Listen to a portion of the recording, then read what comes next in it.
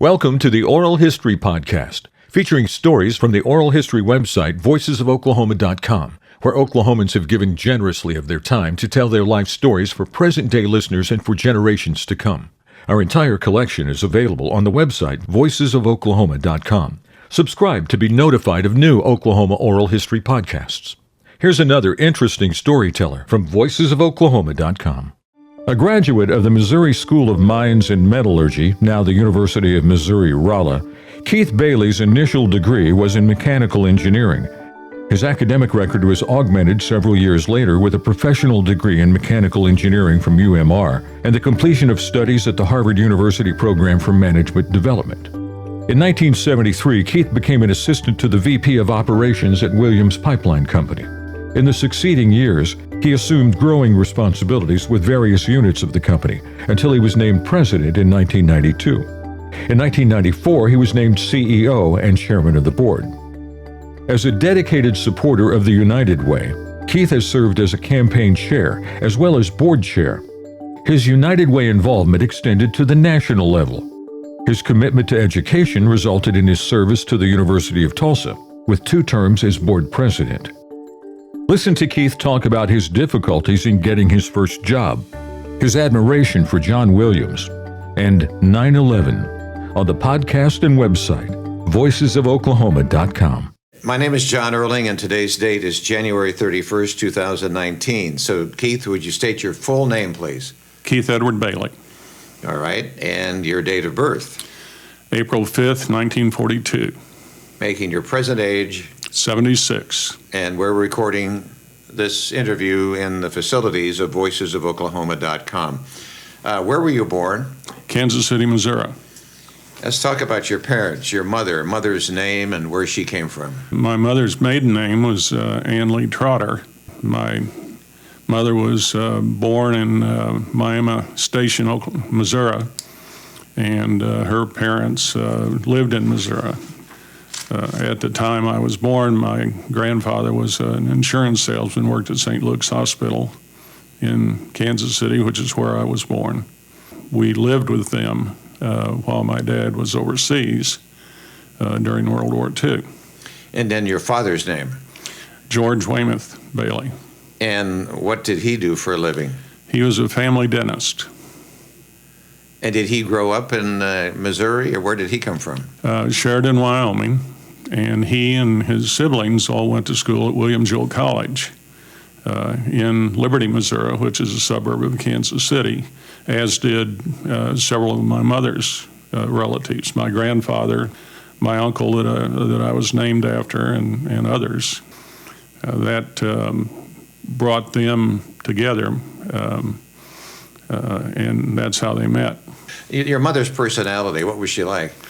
Well, Mother was sort of the organizer and was a school teacher, had taught. She actually did more substitute teaching as I was growing up, and then my brother's 7 years younger, and so we were separated by almost a generation. And so when she had the 2 of us at home, she would substitute teach rather than teach full time. And then when we'd lived in Wyoming, because as soon as Dad got back from the war, we moved to Kemmer, Wyoming. And your father, his personality, what was he like?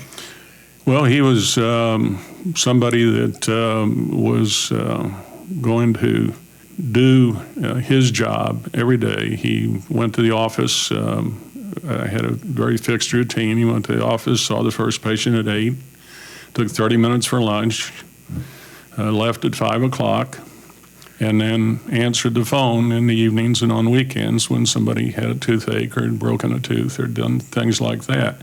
But he did that 6 days a week, took 2 weeks vacation, and did that for 45 years. You must have drawn something from that kind of personality or structured business life. Well, the thing I drew from it is that he did things that I don't think are particularly common today.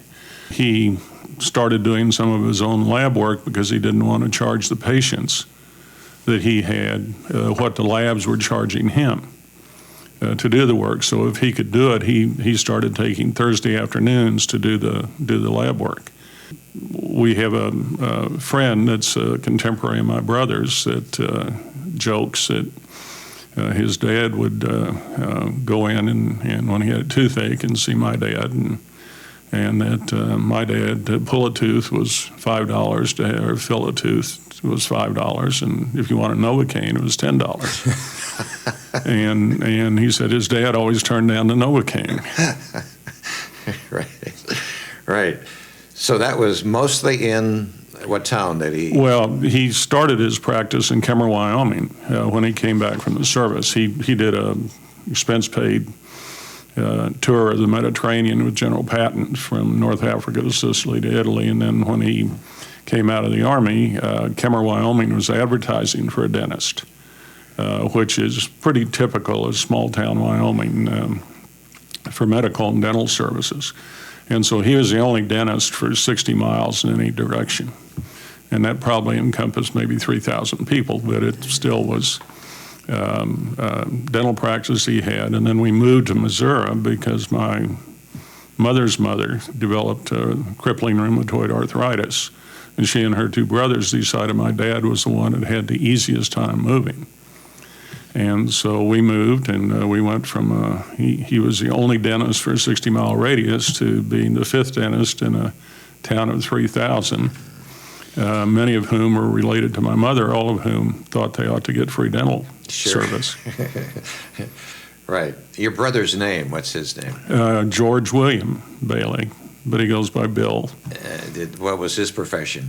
He ended up doing something fairly similar to me. He started out of college at Conoco in the credit department, which was based in Kansas City. He also went to William Jewell, and as did his wife. And then he joined the pipeline in Conoco, which is where I started.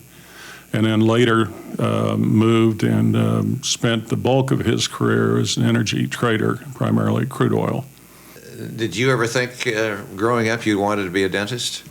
No, because people called you at night and called you on the weekends, and you knew that they'd put off coming in because they needed to get the hay in, or they had a sick calf, or they had some problem that with their daily life that said that you ought to work your services, when they needed it. And of course, ultimately, I ended up spending far more time in what I did than Dad ever did in his profession. Yeah, yes, right. But your dad must have had a real lots of patience and about him to live that kind of life and be on call on the weekend and want to help people. Well, again, it's a small town, and that's one of the things I love about small towns is you know everybody, but you're willing to do what's necessary to take care of your neighbors, your friends. I think, as you know, had spent a lot of time involved in United Way, and I remember one of the heads of the National United Way expressed that, there was a point in time when your support group was your family, your neighbors, and your church. And that's a small town, and it still is. I mean, we live the majority of the year now in a town of 1,600 in Wyoming. And I see that there to a way that you don't see it in a larger community. The first school you attended, where was that? Kemmer, Wyoming. Okay. And so that was elementary. Then tell us about junior high, high school, and all. Where were they? We had moved back to Missouri by the time I went to junior high and high school. And so I went to school in Carrollton, Missouri, which is a farming community about 60 miles east of Kansas City on the Missouri River bluff. In high school, you were active in sports or social clubs or anything? I was principally active in sports. Because I played football, basketball, and in Missouri they did not have spring football as they do in Oklahoma and Texas and all. And so the football coach typically was the track coach, and he made the football players come out and participate in track. And then I played baseball in the summer, but I worked every summer as well. So it was my extracurricular activities, for the most part, were sports related. Did you have any thoughts in high school what you wanted to call your career? Things I found easy and the things that I enjoyed in the academic side of it were math and science.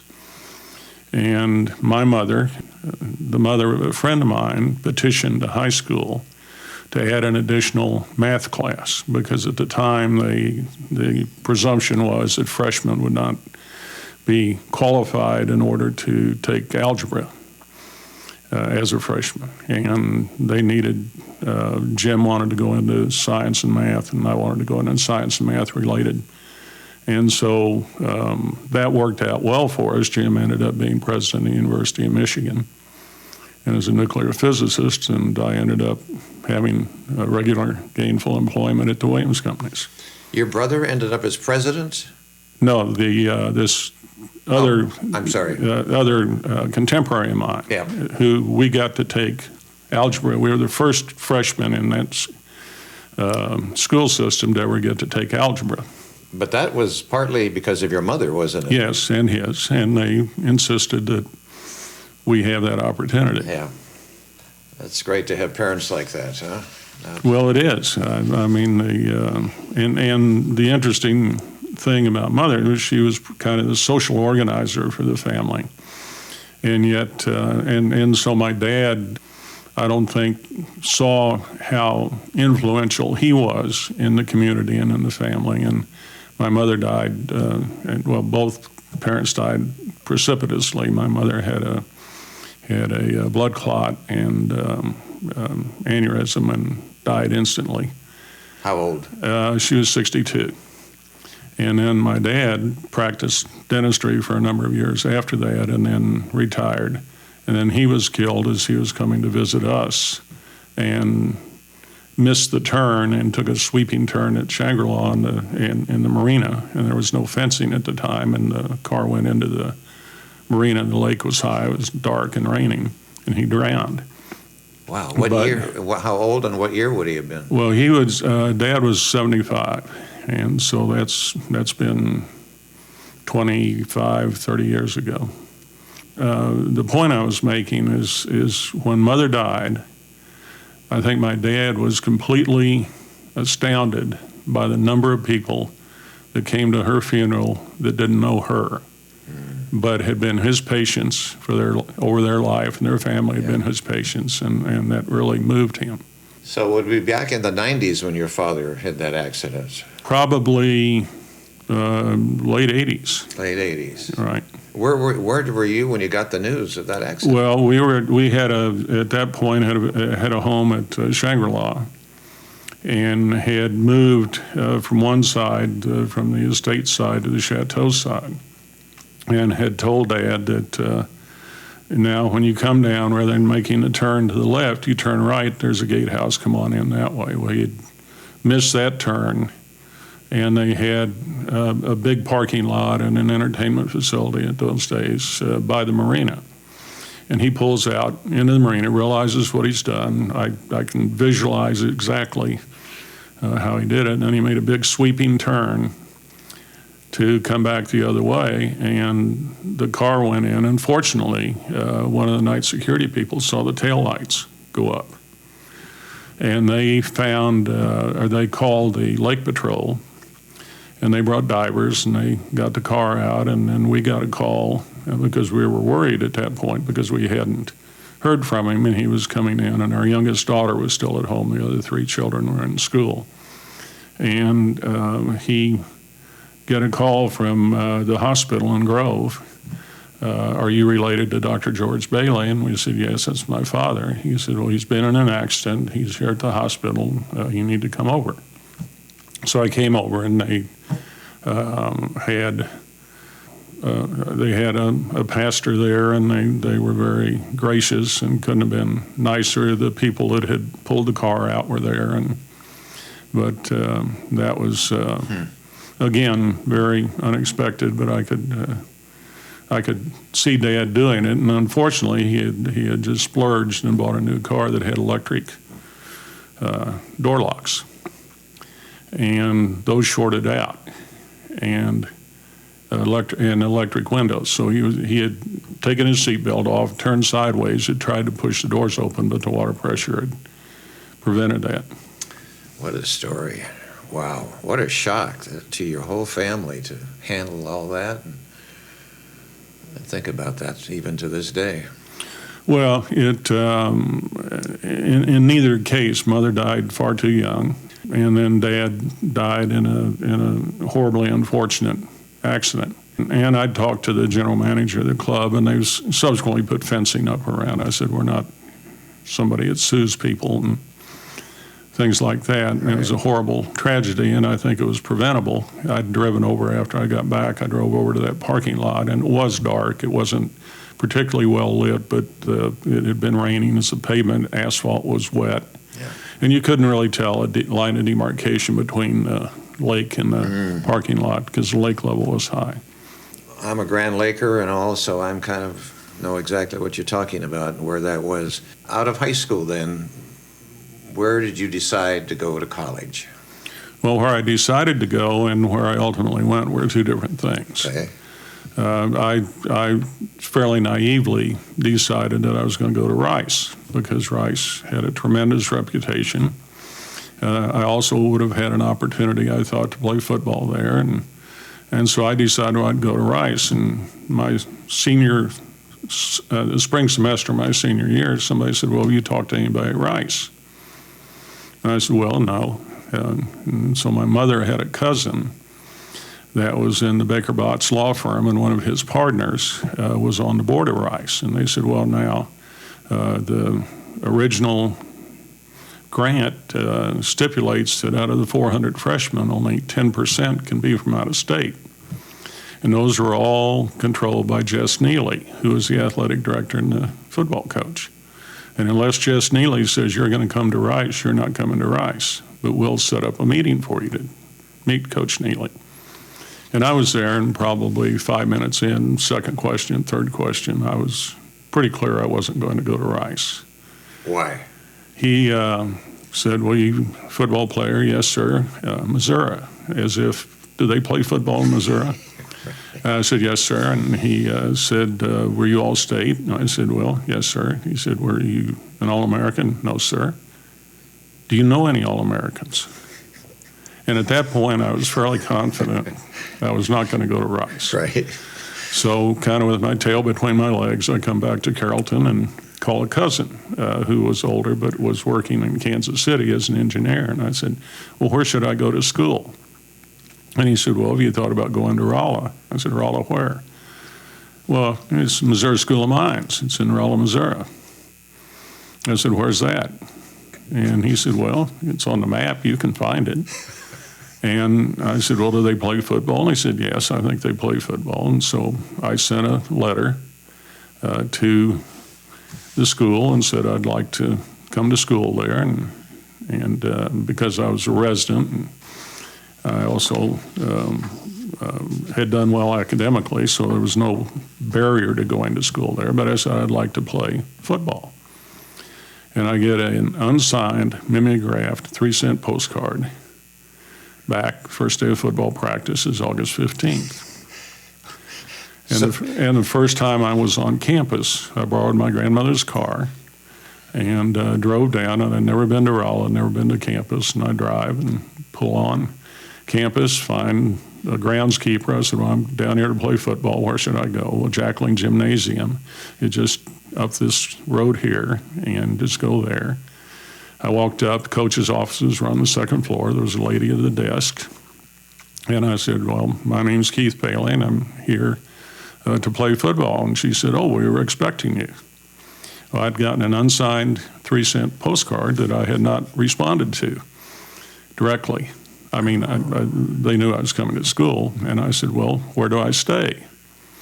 And most people don't remember that Frank Broyles coached at the University of Missouri for 1 year and had replaced a very gentlemanly type legend of a coach and Don Farrow, and he replaced him, and his personality and Coach Farrow's were very different, and he didn't last long. And so he ended up at Arkansas. But I'd worked out with a couple of kids all summer that were going to Mizzou. And so I was ready, and she said, I said, where do I stay? And she said, you don't. I said, I've never been here before. She said, there's some dorms about 4 blocks that way. If the door's open and you can find a room that's open, just go ahead and stay there. And so that was not a particularly auspicious start, but that was the start to my college career. And the name of that school?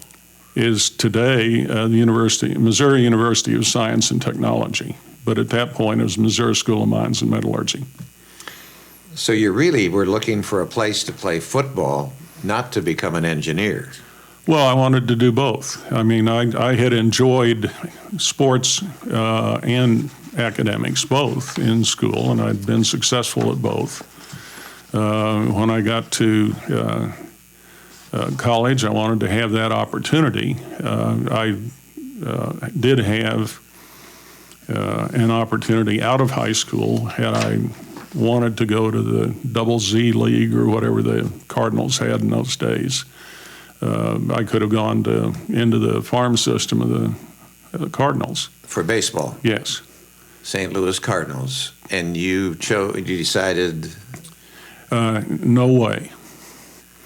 Because I had a cousin that was playing, and I had another friend that I'd played with in American Legion ball that was playing, and they regaled me with trips on MKO buses and staying 4 to a room in double beds and doing your own laundry, and that was before colleges took over the minor leagues effectively for the major leagues. And so they had leagues that went down to C leagues, and you sort of worked your way up the ladder if you were successful, and I decided college would be better. So I went and played football and rode in MKO buses and stayed in 4 to a room, and it was a similar lifestyle, but at least I was getting an education.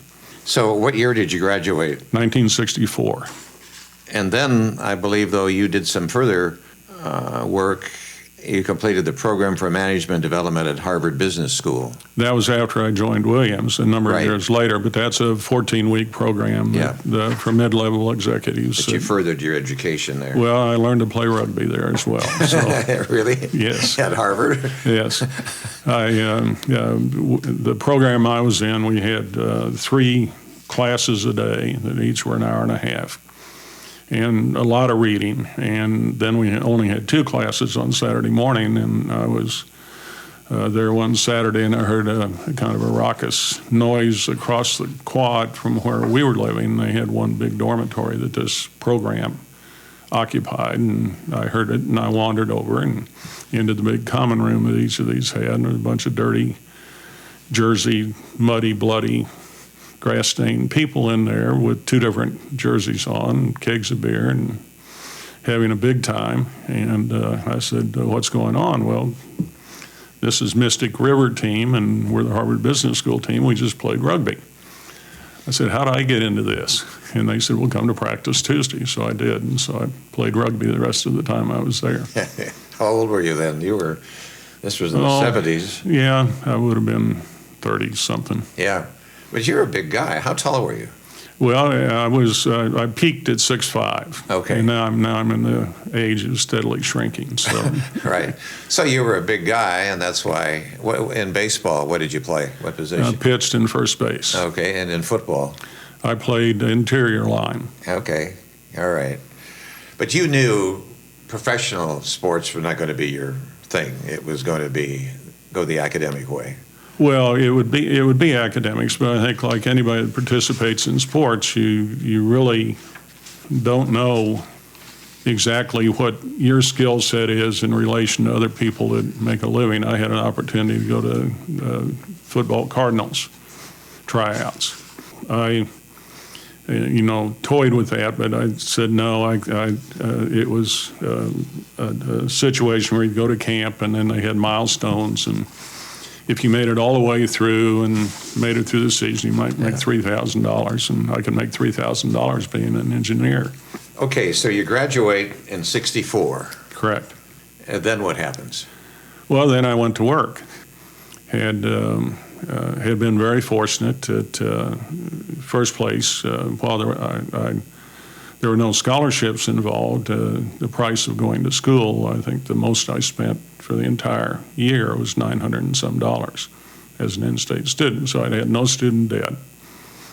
But I also had no money, so I needed a job and wanted one, and I think I got one at Conoco in their pipeline division, and they were the company that I interviewed that I liked the best. And I did it because I chose that job. They're the ones that paid the least, actually, but they were the ones that I liked the best.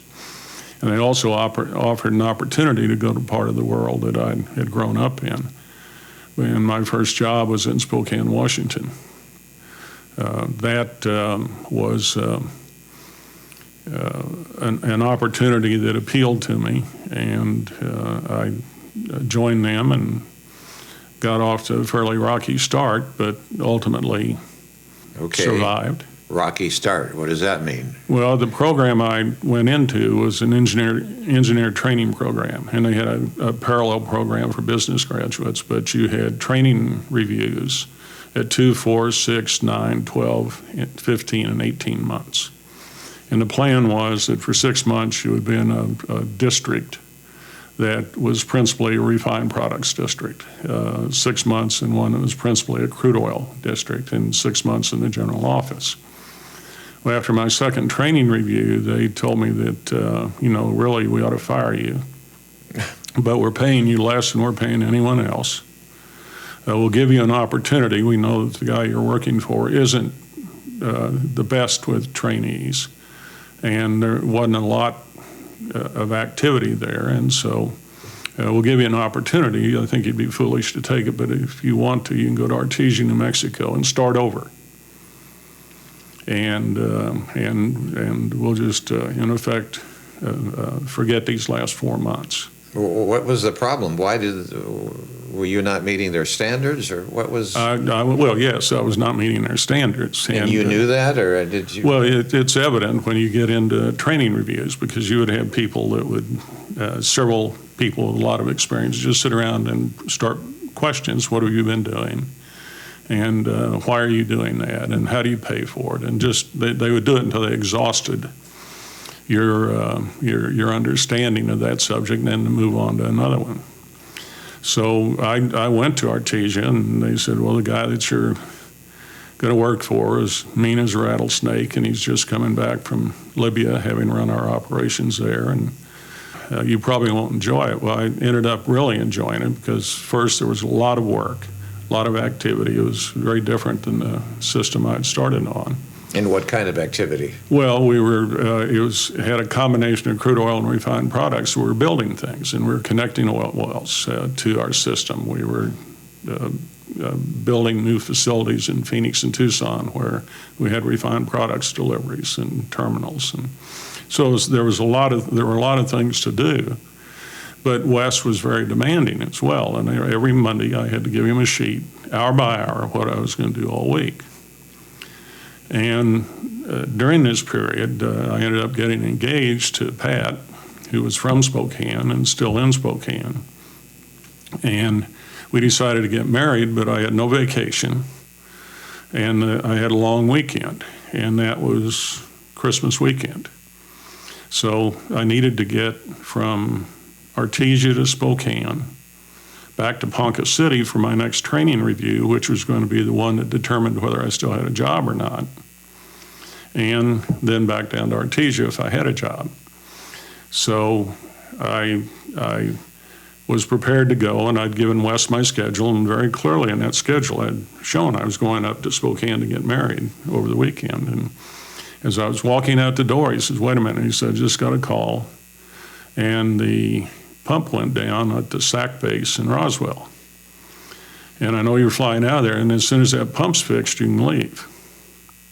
And so I went to Roswell. I took our instrument man with me in my car, had my luggage.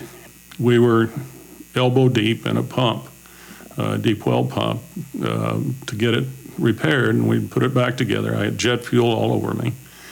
And there was a DC-3 with the outside prop starting to rotate across. In those days, you didn't have all the security, so just across the concrete from where we were working. And he said, "That's your plane, you better get over there." I grabbed my bag, took off. He said, "I'll make sure this works." And I get on the airplane, last one on before they closed the door, and fly to Albuquerque, get a different airplane to Denver. Ended up getting stranded in Denver. And it was because all of the flights into Spokane were closed because they tended to have ice fog in the winter around their airport.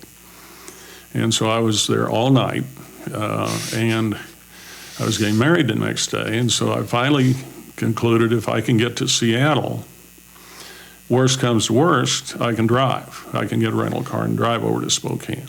Well, I finally got to Seattle, and then they had one flight that day that came in, and I happened to be able to get on the flight. My parents and my brother had come up by train to Spokane. They had, by that time, met Pat, who they'd never met, and her parents. And I show up kind of late to the party. And then we get married, and my parents get on the train that night. They head back to Missouri. And they said, "Well, we have a room at the Rid Path. You can just stay there that night because you're leaving early the next morning." And Pat's convinced, and my mother wasn't sure the wedding was going to last because when we got the room, it was twin beds. So we get to the airport the next morning, and as we're walking in to the airport, our maid of honor is waving at an airplane with tears in her eyes. And Pat said, "Britta, what are you doing? You just left." I'd misread the ticket. And I thought it was flight 710 at 7:40 in the morning. It was flight 7:40 at 7:10 in the morning, kind of like our appointment this morning. And so we had to get another flight. So we ended up spending most of the day in Portland, Oregon, and then found our way to Wichita.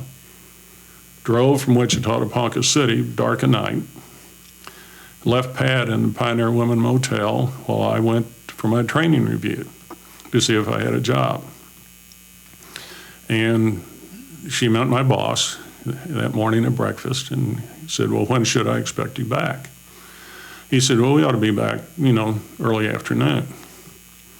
Well, at 8 o'clock that night, my training review was over. And I had 2 breaks, and they said at the end, fortunately, "Well, you did well, and in fact, you did well enough, we're going to we'll count this as your 6-month training review, so you're back on schedule." And after that, things worked pretty well. But it was an interesting deal because Pat had no idea I was about ready to be out of work. And fortunately, I wasn't. Explain your work again, because there you were, elbows in grease in the ground. And as an engineer, what are you doing? Well, you do everything from designing facilities to the cost estimates to the construction. And I had a number of projects. We built an additional higher capacity 16-mile pipeline, so I had it in Artesia, and then built a number of tank batteries and connected to them units that measure the crude oil. Did a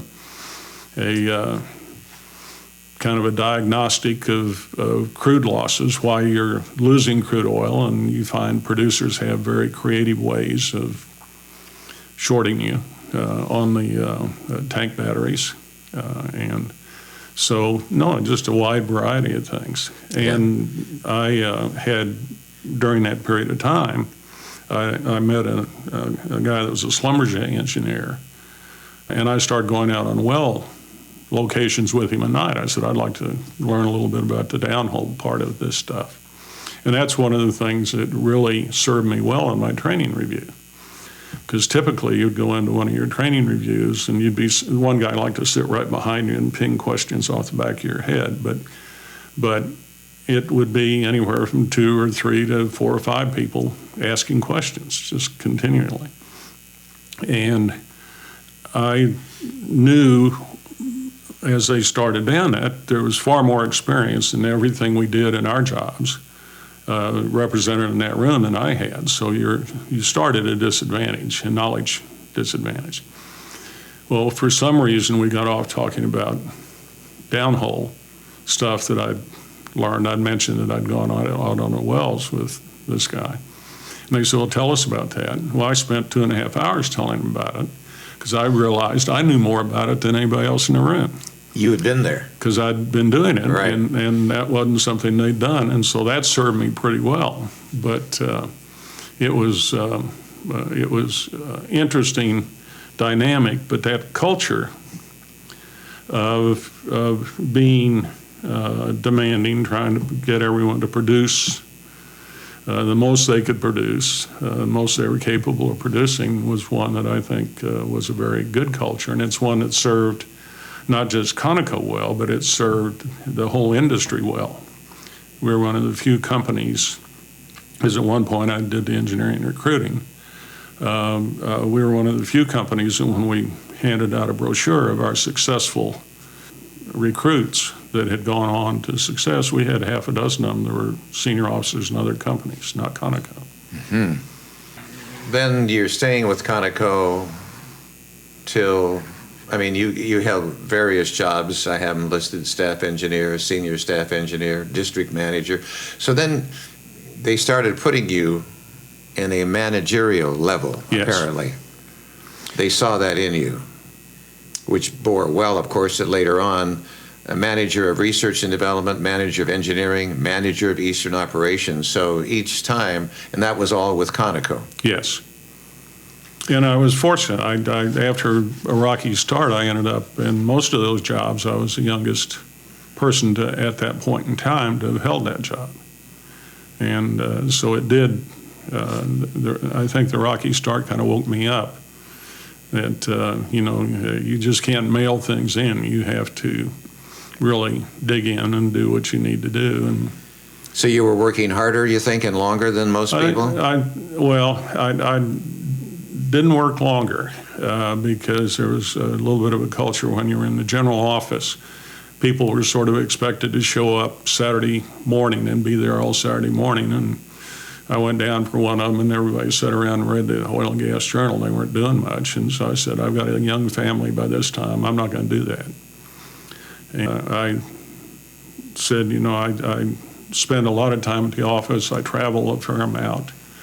And with a young family, I'm going to carve the weekend out, and I'm just not going to, unless it's absolutely necessary, I'm not going to be killing time at the office just because it's culturally sort of expected. And that didn't, in the end of the day, hurt me. Okay. All right, so you're there till 1973. And then we're going to jump to Williams. What happened in 73? Connect us to Williams. Well, there were a couple of things. I had come to represent my boss who'd caught a case of the Asian flu. And there was a very robust pipeliners club in Tulsa, and the presidents of the various pipelines were the board of directors. And so I pinch hit for Nick. And Gus McCullough, who was president of Williams Pipeline at the time, called me after that meeting and said, we'd like to talk to you about a job. And I thanked him, but said that I really wasn't interested. I was doing well at Conoco, and I was prepared to stay. And I barely hung up the phone when President Nixon announced wage and price controls.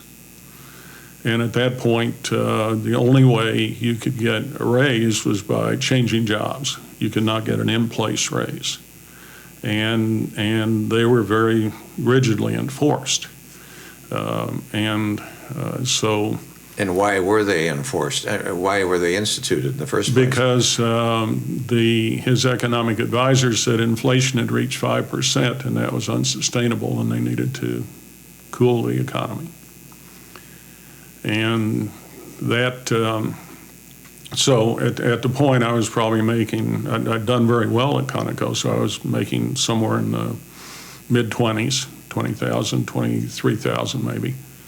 But had, by this time, 4 children. 2 were in school, and the others were on the doorstep of going into school. And Houston was going to be, Conoco had announced that they were moving the pipeline to Houston, out to Greenway Plaza. And that was going to be challenged because Houston school systems were not good, and in order to go to the communities that had better school systems, you were going to be in a cost of living that was beyond our means. And so we knew it was going to be challenging, but moving to Tulsa, well, Gus called and said, well, there's a meeting in Dallas, why don't you have dinner with us? And so I did.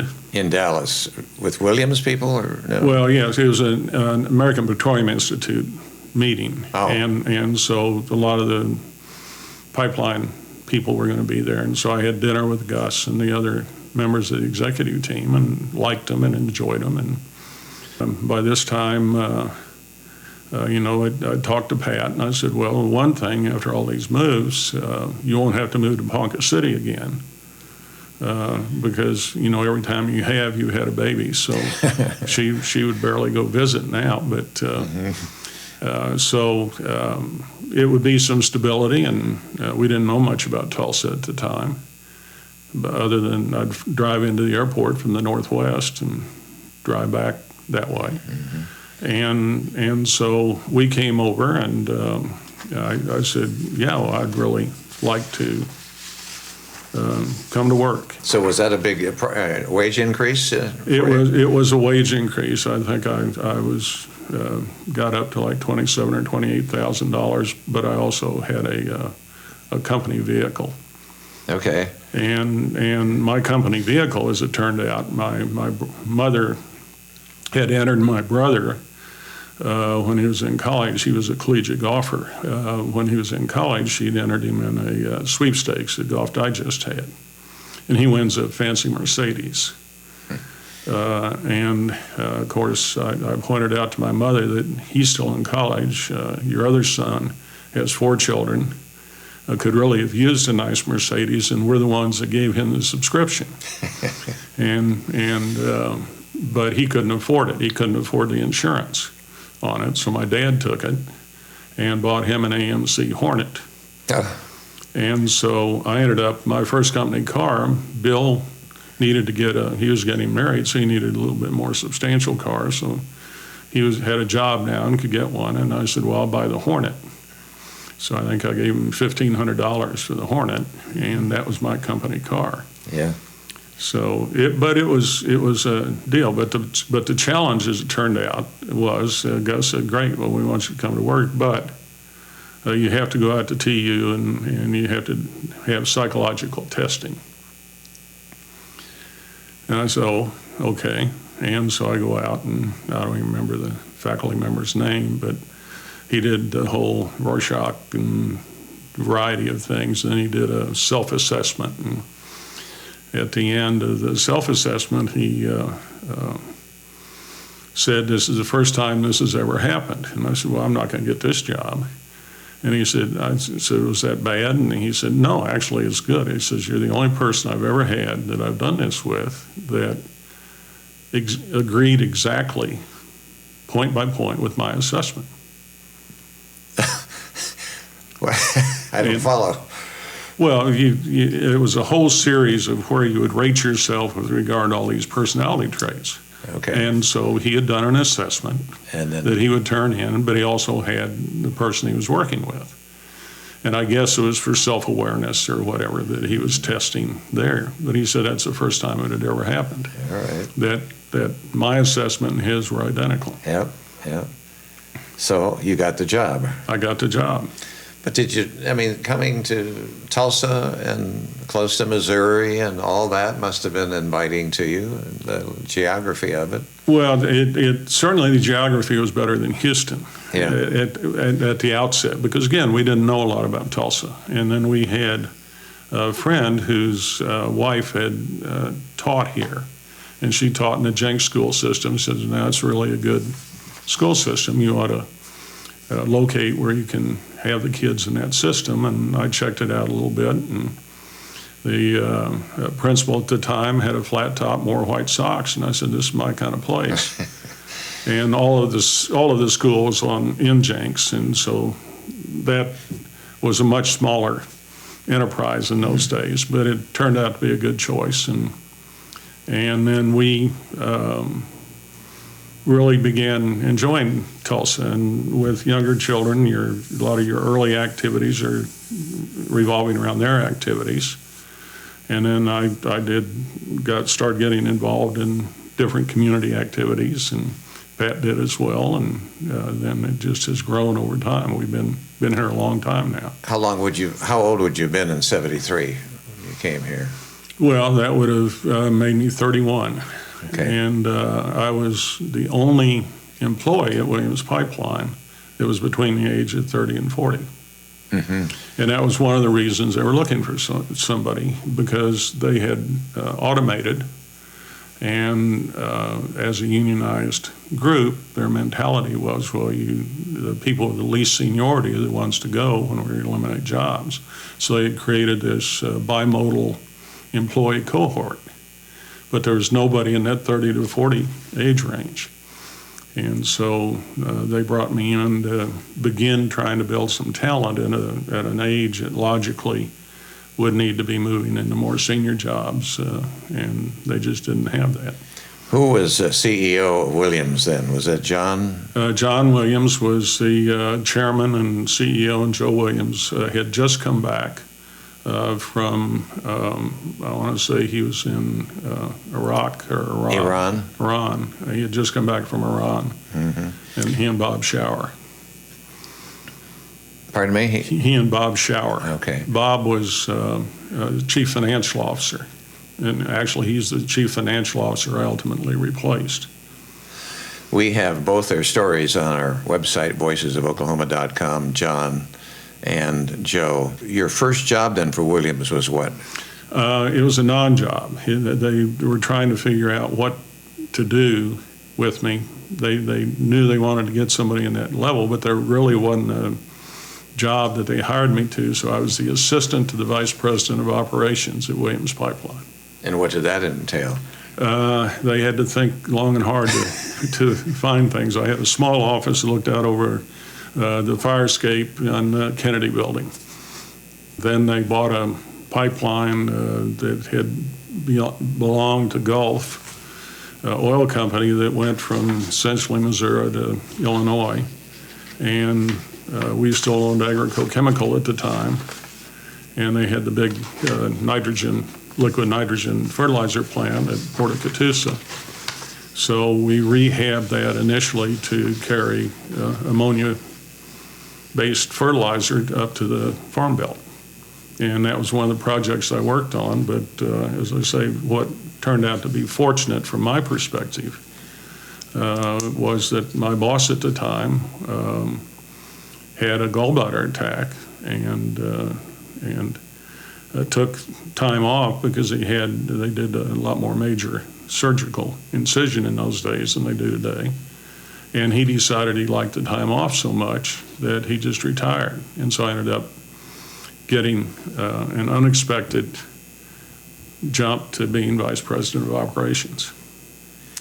Then I had a real job. Okay.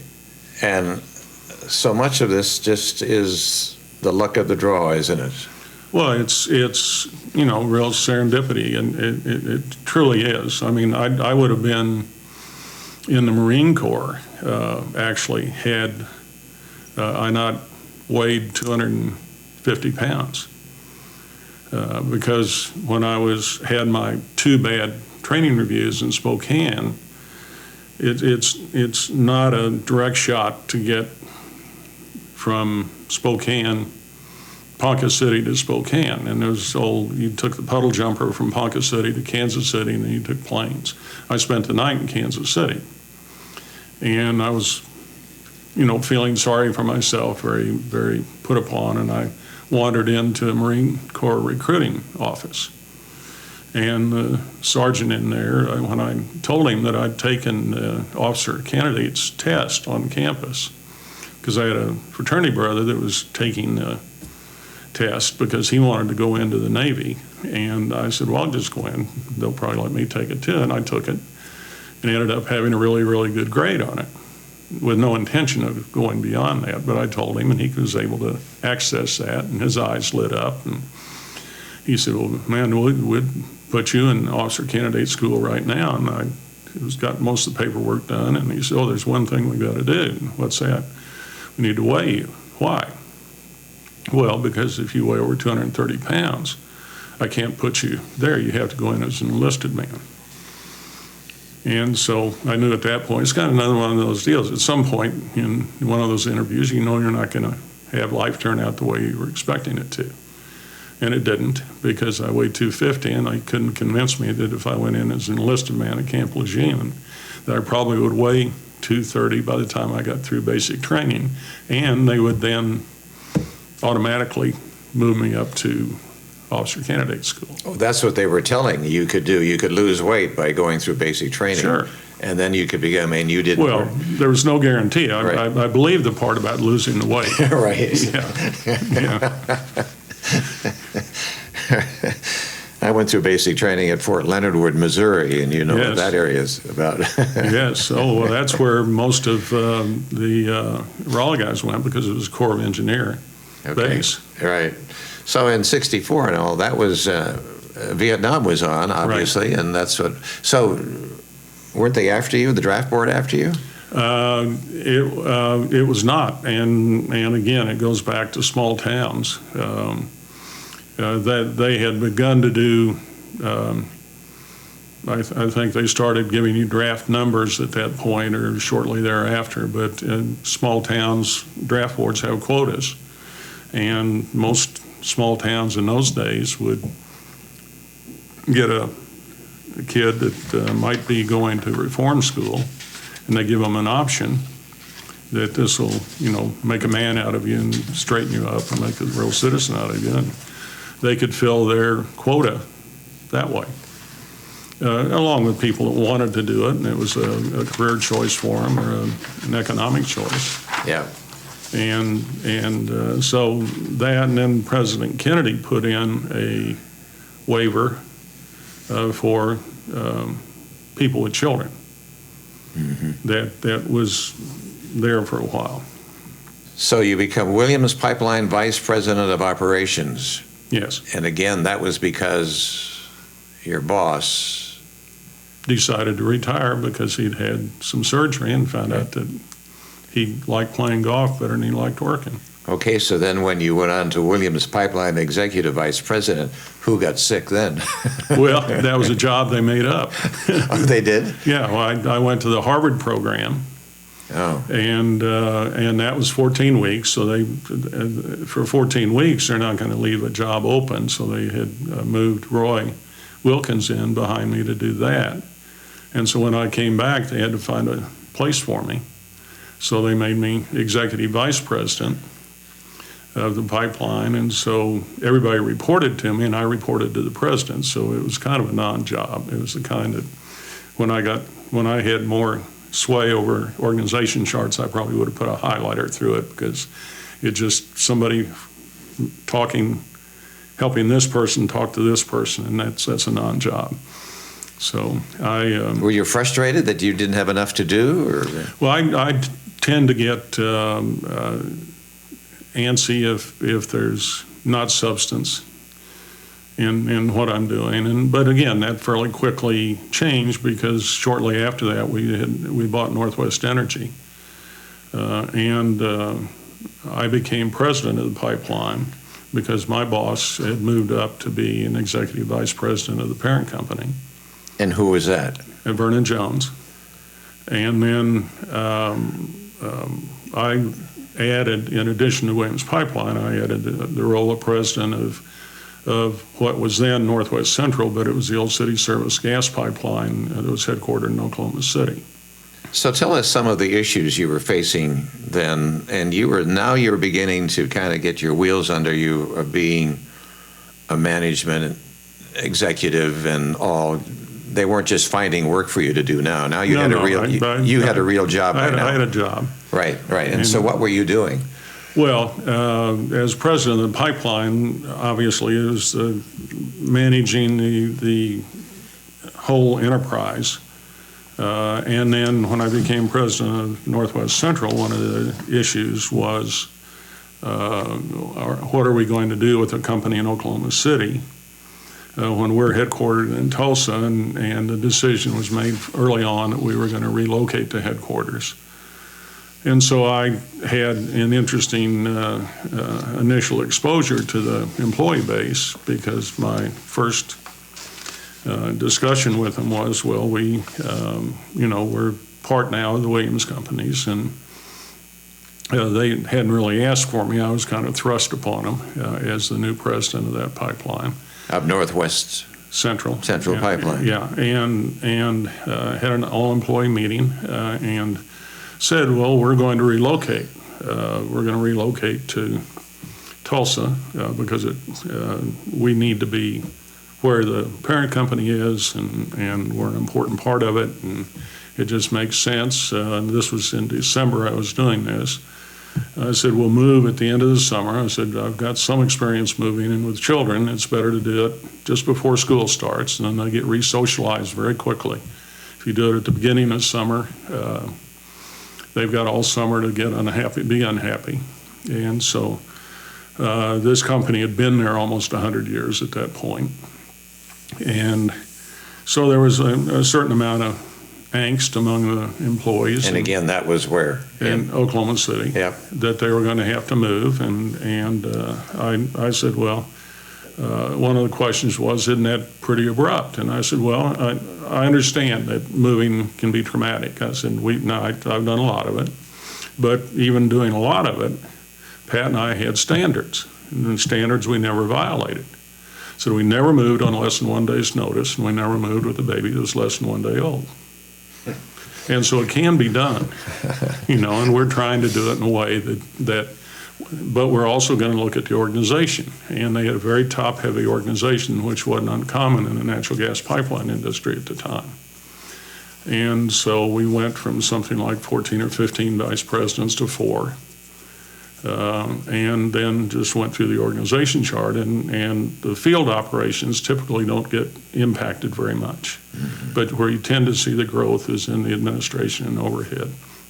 And so we slimmed the organization down, but said, everybody on that organization chart, we're going to move under company benefits. We'll buy your home if you can't sell it. We'll pay for your move, the whole thing. I don't care if you work in the mailroom or if you're in a corner office. And we came over that fall, and we ended up being the #1 performer among the business units in Williams' United Way campaign that year. Oh, in the United Way, yes. And, we want to talk. And one of the things that I apparently said a few times is that, we want to make sure that everybody has a full plate. And that, you don't want to, I want people to come in the morning. I want you to look forward to coming in, because you're going to be doing something that's important. There's not an unimportant job if you've got work that needs to be done. And I want you to look up in the afternoon and say, where'd the day go? And if you're not doing that, then you may not have a full-time job. You may not be doing something important. I want everybody to be doing something important. And so you need to have a full plate. And so when we had our celebration at the end of the move, they gave me a little keychain disc that they had made for everyone. It says, we've all got a full plate. It says full plate. So, well, that's cute. So how many came over from Oklahoma City? We probably, I can speak more in terms of floors. We had a full floor. Everybody came. I think everyone that was offered an opportunity to come came. And then we had, as we changed the organization, we carved out a floor in the building there, put services for people to find jobs. We used the tools of early retirement and incentives like that. But we downsized the headquarters pretty significantly. But I'm thinking, you didn't have any training for any of this. You were an engineer. Well, you didn't go to management school. You didn't, did you? I mean, all of a sudden you're managing all these people, and I don't hear any training. What I'm trying to get to, obviously you had a lot of natural skills for that. Am I right? Well, no. I think I actually attribute a lot of it going back to Conoco, because I think that training program really was ultimately a management training program. Okay. Because as an example, they might start on a training review is saying, well, what did you do? Well, I put in a pump. Why did you put the pump in? Well, because we needed to increase flow rates. What kind of pump was it? And then they go through all the engineering and physics of the pump. Next thing you know, well, how did you know you could get the flow rate up? And then you go through the engineering and physics of the pipe. But then they flip and say, well, who's paying for it? Well, I wrote an AFE. Yeah, but who's paying for it? Well, we had customers. Well, how do we know what they're going to pay? Well, we have a tariff. Well, what's in a tariff? And those are the terms and conditions of doing business with the pipeline. And so then they just kind of built back up to the point that you were looking at it in a more holistic way. And I ended up, through the various jobs at Conoco, there were a number of joint venture pipelines, and I ended up on joint venture boards, working with, that were not public boards, but boards with partners that were operating and managing pipelines. And I think just the way they approached training was such a comprehensive way that really led to kind of management skills. And that served well then as you moved on. Yeah. But you learn stuff. I mean, every time. I think one of the best descriptions of what happens over a career when you have one like mine is it's a graph that starts with a line in the lower left corner that goes in a straight line to the upper right corner. Everything above the line is abstract. Everything below the line is tangible. And or vice versa. It's everything above is tangible and everything below is abstract. And they say, well, when you're starting, everything you're doing is very tangible. You go home at night, you know exactly what you've accomplished. Right. Which is one of the appeals of engineering, of construction and building things and that sort of thing. Got very tangible markers.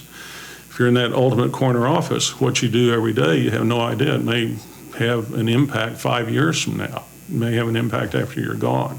And I think that's migration is not a comfortable migration for everybody to be able to go from completely tangible outputs to very abstract kinds of outputs.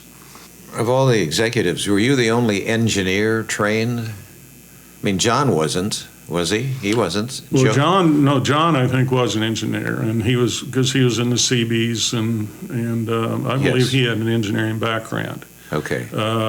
Joe, actually, I think, had been in divinity school at one point. David was an engineer. His brother was an engineer's engineer. David, actually, when I came over, had already separated from the Williams companies. He had Williams Brothers Engineering and had traded his Williams stock in for Williams Brothers Engineering. We shared a building there in the Kennedy building. Did you have any interaction with John? He was quite a imposing figure, wasn't he? John was one of my dearest friends. I had a lot of interaction with John and really enjoyed him, and I felt learned a lot from him. John was very transactional. He was a builder and very transactional, and I tried to learn that lesson from him, and we were very transactional for the period of time that I was chairman of Williams. But one of the things that I did was ask John to come on to a board of a company that we own the majority of, but it was an Argentinian oil and gas company at the time. He had since retired from the Williams board, and he still was engaged mentally, and he would come down and visit with me all the time about, well, have you thought about this? Have you thought about that? And I really always enjoyed that interaction. But he grew up speaking Spanish. Yes. In Cuba. Yeah. And so I would take him to Argentina with me, and our partners in this company were a local family. And in Latin America, companies typically are family owned. And of course, it's the Williams companies, and here's El Jefe. And he would meet Gojo Perez Companc, and they hit it off. And I could understand just enough. And I know that Gojo just assumed John owned the Williams companies. as he and his family owned Okay. that company.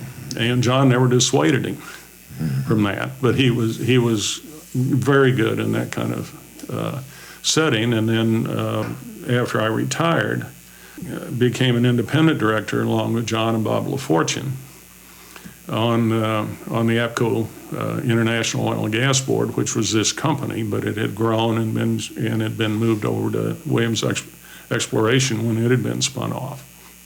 And so we were the outside directors. Really, really enjoyed John. And John was a goal setter too. I got to know him fairly early in my career. And they did a management retreat to North Carolina, where John had a home, and his family owned Grandfather Mountain, only privately owned mountain in the United States. And I go over my first opportunity, and I was at that point the newly assigned president of Williams Pipeline, and so I'm sitting on the veranda with John after lunch. He said, "Well, you're on my golf team." I said, "Good." And he said, "Well, what's your handicap?" I said, "I don't have one. I hardly ever play because it took too much time with the kids and all of that." "Well, what do you think your handicap is?" "Well," I said, "if I understand how you make handicaps, I'd guess I'm somewhere 20, 25, somewhere in there." "Okay, you're 15. And then I find I'm riding with him. And about 6 holes in, he turns to me and says, "You know, you're not shooting your handicap." And I said, "I realize that, John." But that was John Williams. Yeah. Just a delight, and somebody that I miss a lot, because he also recruited me to play in the bridge group that he was in for years. And it was a fascinating group of people. It was Ray Feldman and Jim Hughley and John and that generation of Tulsa leadership. And they were always very disappointed in me because I didn't have any gossip. and didn't know what was going on. And they said, "Well, you need to find all this stuff out. You know, that's why we invite you, because you're supposed to bring us all this information." I said, that's outside my skill set. So bridge was really about gossip, right? Oh, yeah. And you had to have root beer and chocolate chip cookies. That sounds inviting. Yeah. This is out of Southern Hills, wasn't it? Well, they would rotate. John would host at Southern Hills. Ray would host at his house. Others would host at their house. And so it was a revolving Was deal. it once a week? Once a month. Once a month. Mm-hmm. Right. But I think John played about every day, didn't he? John played cards. Even when he was losing his eyesight, he was... Well, they actually have decks of cards that have got big numbers and 4 different colors. But one of my favorite John stories is that Pat was with us, and we were at a board meeting, and he and the CFO that under my leadership, the CFO, he and the two of them would always want to play gin against somebody. And they couldn't find anybody, and so John mentioned at dinner, "Well, Pat, do you play gin?" And yeah. "Well, you and Keith will come play us tonight." So we played, and they played, 3 Hollywoods. I mean, and after we're down, they said, "Well, we're going to go around the corner, and you guys are down $100." And Pat looked at him, "We're playing for money?" And yeah, we're playing for money. And she turned to me and said, "You better pick your feet up." And we ended up winning. And we didn't win much, but we won. And John cornered her as we were walking out that night and said, "Now, I trust, Pat, that you're not going to tell anyone about this." And she said, "John, not until I see somebody else." And another time, we were down in North Carolina, and the tradition was John and Jody would always have us over to their home for dinner on Saturday night. Well, that was back in the days when some of the poker games at Williams got pretty notoriously big, and because there are enough of them that they could play big money poker. Mm-hmm. Well, John always demurred on playing on Saturday night. And he had wandered around and greeted everybody at the house, and you're sitting on sofas and all. And he walked by and says, well, does anybody here play cards? And I was very quiet. And unfortunately, I got seen there. Well, Keith plays cards. He's a good card player. And John says, see me before you leave. Well, I almost get out the door. John said, well, wait a minute, come back. He said, I want you to play for me in the poker game tonight. I said, well, John, that's way beyond my means. I can't do that. He said, well, no, I'll give you some money, and the deal will be I'll cover any losses, and we'll split the gains. I said, John, no, that's what you're going to do. I said, okay. And then he hands me two chits, two $500 chits. Well, you couldn't put chits in to start with, so he set me up where I had to put my own money in to start with. And so, to compress the story, it was a long evening, and they play old maid kind of poker that you have to draw 16 cards to see what's going to happen ultimately, and a lot can change, and there can be multiple hands that are the same. I mean, it's crazy. Well, I won 2 or 3 hands right at the end of the evening, and so I came out modestly ahead. And I'd gotten in, people kind of questioned where these chits, because they think they were both from David Williams, and they were kind of questioning where they'd come from, but I kind of was able to feed them into the pots. And I breakfast the next morning, I handed John, I think I'd put $200 bills, and I folded the chits up real small and stuck them in between the $200 bills. I went over to breakfast, and I just handed them to John and said, here. And I gave him everything that I came back with. And he looked at the $200 bills and said, well, I guess you didn't do very well. I said, well, keep going, John. And then he found the 2 chits. He said, well, that's okay. But he had teed me up where I had to put my own money in. Yeah. And that would be classic John. He wanted you to have skin in the game. Yeah, that's great. Yeah. Would he be considered, he was obviously a mentor to you, the mentor or someone else too? Well, if I had to pick one of the 4 Williams, and I knew Charlie was the ultimate gentleman. Charlie was John's brother. Okay. And we were neighbors. Charlie and his wife were our neighbors, and John and Jody were close, and Joe and Terry. But I mean, the one that I knew least well was David, which is Joe's brother. And that's because he'd been separated from the company for a long time when he bought the engineering, and then when he came back in, he came in as a director. And so I saw him in that role, but not on a day-to-day basis, where John always had an office not very far from mine. And if I had to pick one of the Williams 4 to say that I would love to have his skill set, his mind, it would be John. Yeah. Because John was enthusiastically what he was. He to the day he died, he was a creator. John, in I believe it was '66, and you would know the story, when they were buying the pipeline, Great Lakes, and I have the transcript. He says we were cutting new accounting principles. We were cutting new accounting principles that were, at least for the old-time accountants, considered sort of revolutionary. We had to have one accounting for the bookkeeping that had to be agreed to by the SEC. We submitted it to the SEC staff. It had to do with depreciation. It was a conflict between the SEC rules and the ICC rules that we found a little niche we could wiggle through. I mean, all according to open book standards, but it was something that the 2 different agencies hadn't really coordinated between themselves. And we discovered that we could use this. And anyway, the accounting staff at the SEC, when we submitted this, turned us down flatly, said, absolutely, you cannot use it.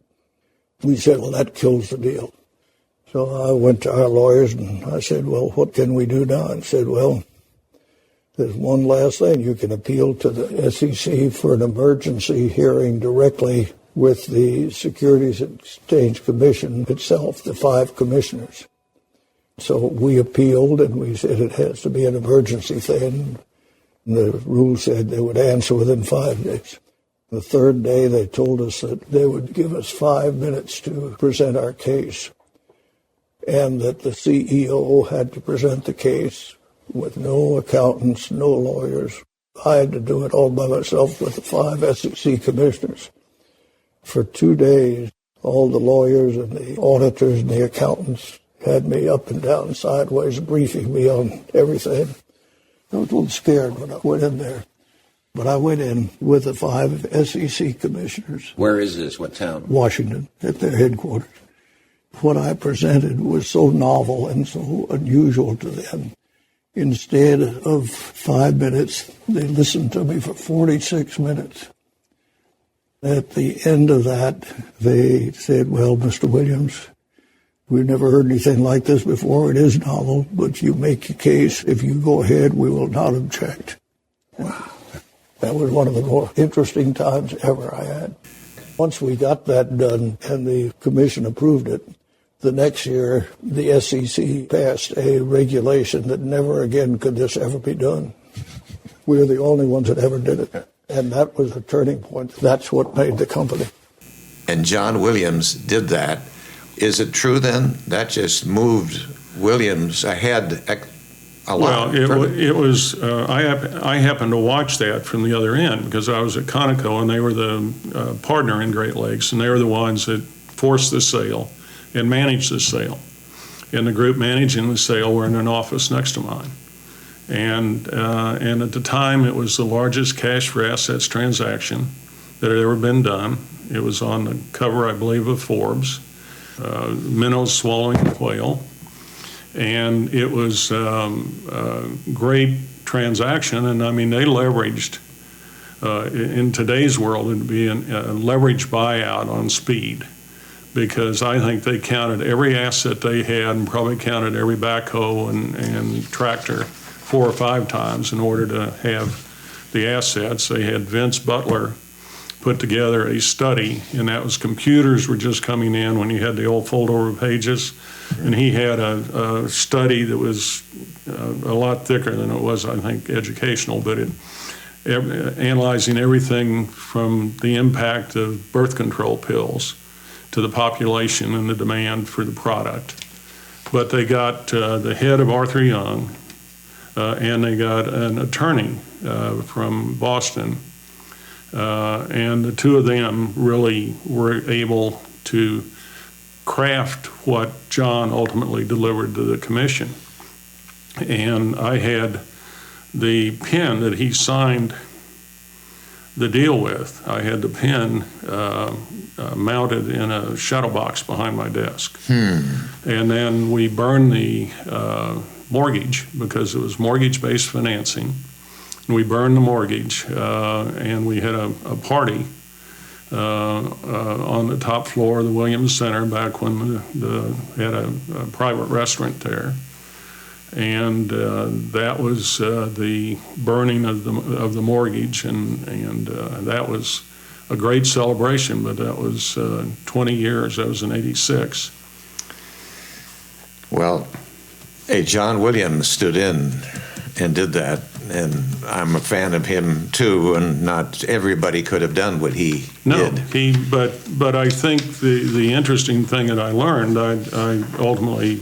One of the jobs I had was CFO, and I had no background in accounting or those kinds of issues. I'd done things where I sort of understood that, but I think one of the things that I discovered is that people like an SEC, like an FERC, like the Interstate Commerce Commission, they place more weight on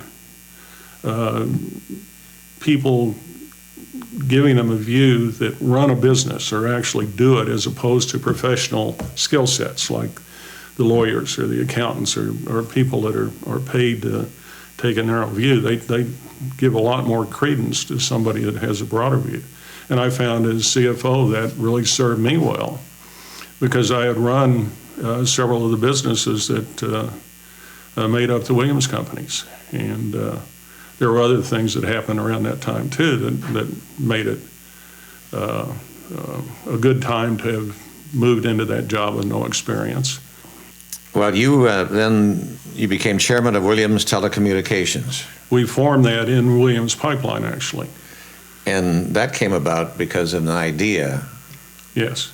Tell us about that story. Well, we had a pipeline that had been built over multiple years, starting back in the 20s. And so originally it was small diameter and ultimately multiple small diameters, and in some cases some of the smaller ones were no longer needed. And we were trying to find things to do with our assets, and Roy Wilkins and Charlie Cole came up with the idea, and I forget when I had seen something in a magazine about all this fiber optics deal, and said, well, why don't we look at using our pipelines as a conduit? And that was the genesis of the idea, and then it was, well, now you need to find somebody to do business with. I mean, we don't know that. And so we did. We found Clark McLeod, and was the first customer of McLeod Communications, who had an Iowa company. And at that point in time, the AT&T had mispriced their Watts service. And you could buy Watts service for long distance and turn around and retail it to individuals, buy big blocks, and so there were a lot of resellers out there, and they were trying to find independent networks. And so we started with a very small project, and then gradually expanded. But one of the interesting things is we transformed the industry as a whole, because at that point the telecommunications industry went up into the air, whether it was on poles or satellites. I mean, everything was airborne. And we started burying things. And the real breakthrough was when we decided that we would build from Kansas City to Los Angeles, because all of these customers, this little Midwestern grid that we'd created, did it. And that's when John and Joe said that we had to separate it. It had to be a completely separate company. Told Roy that if he would have to step down as president of Williams Pipeline and move on, just do that if we were going to spend that kind of money, because it was like a $100 million investment. So that company's name then became what? The original one was Wiltel. Wiltel, yeah. That was interesting because Roy and I met with the guy that we'd worked with at Conoco, who at that time was doing right-of-way work for, I think, Explorer Pipeline. And he came over to run the right-of-way group. And we went from Kansas City to Los Angeles, and in half the time and half the cost of the traditional telecom companies. And Sprint did their original pin drop. I don't know if you remember that commercial. You could hear a pin dropping because of the clarity of the sound that the fiber would bring.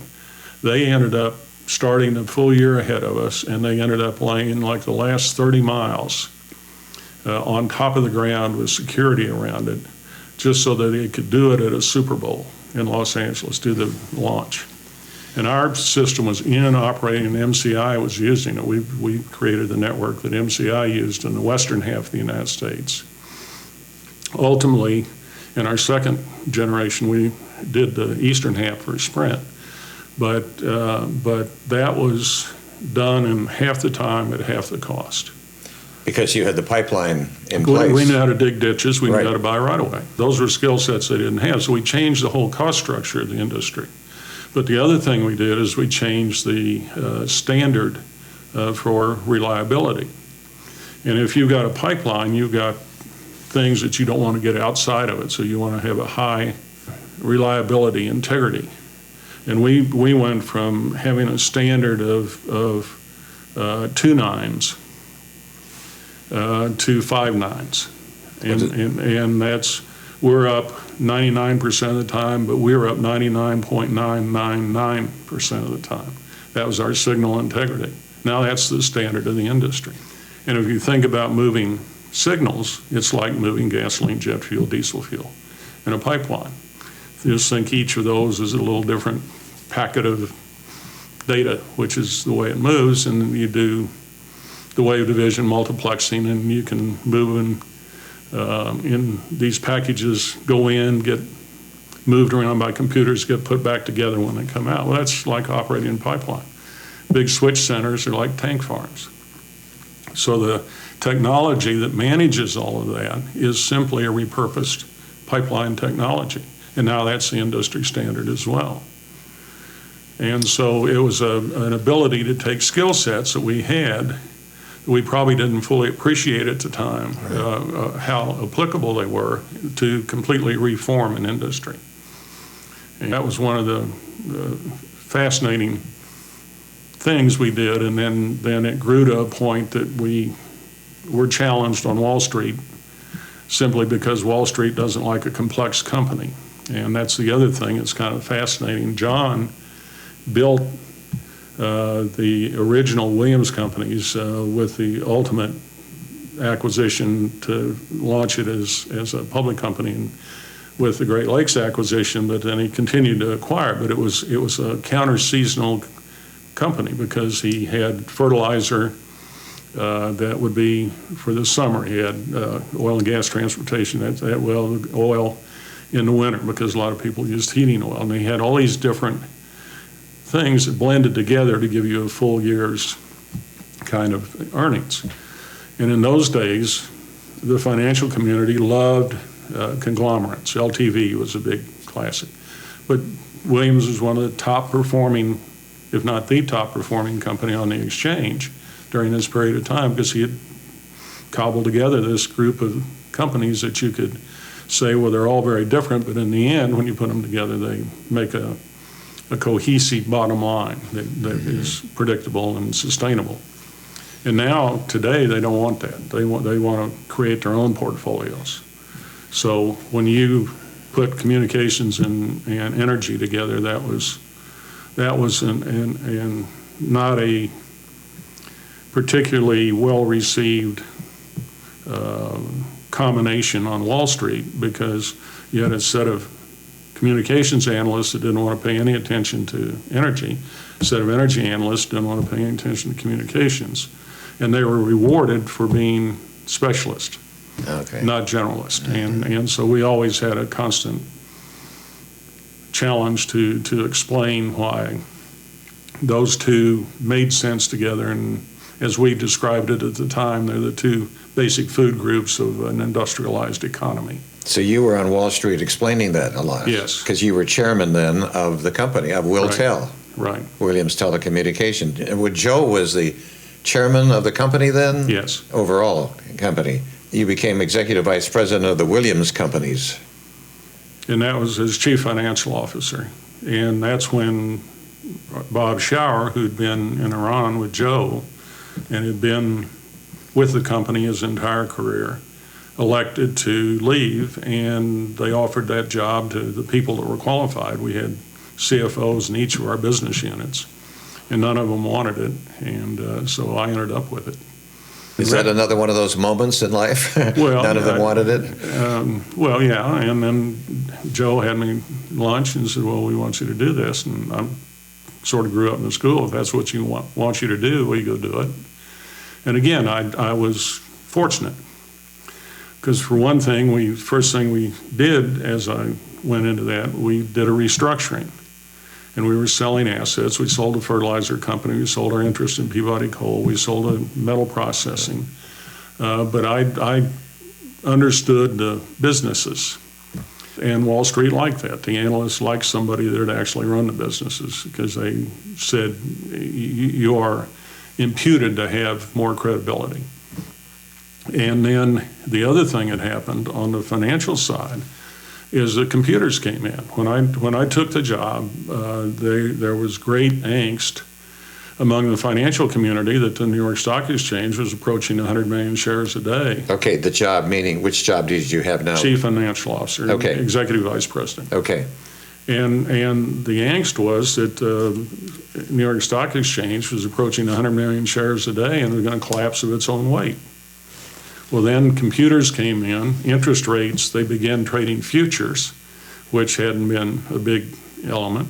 interest rates began moving, instead of 3 basis points in 30 days being a big move, 3 basis points in a day was more frequent. Now it does it in a millisecond. But again, experience got devalued very quickly.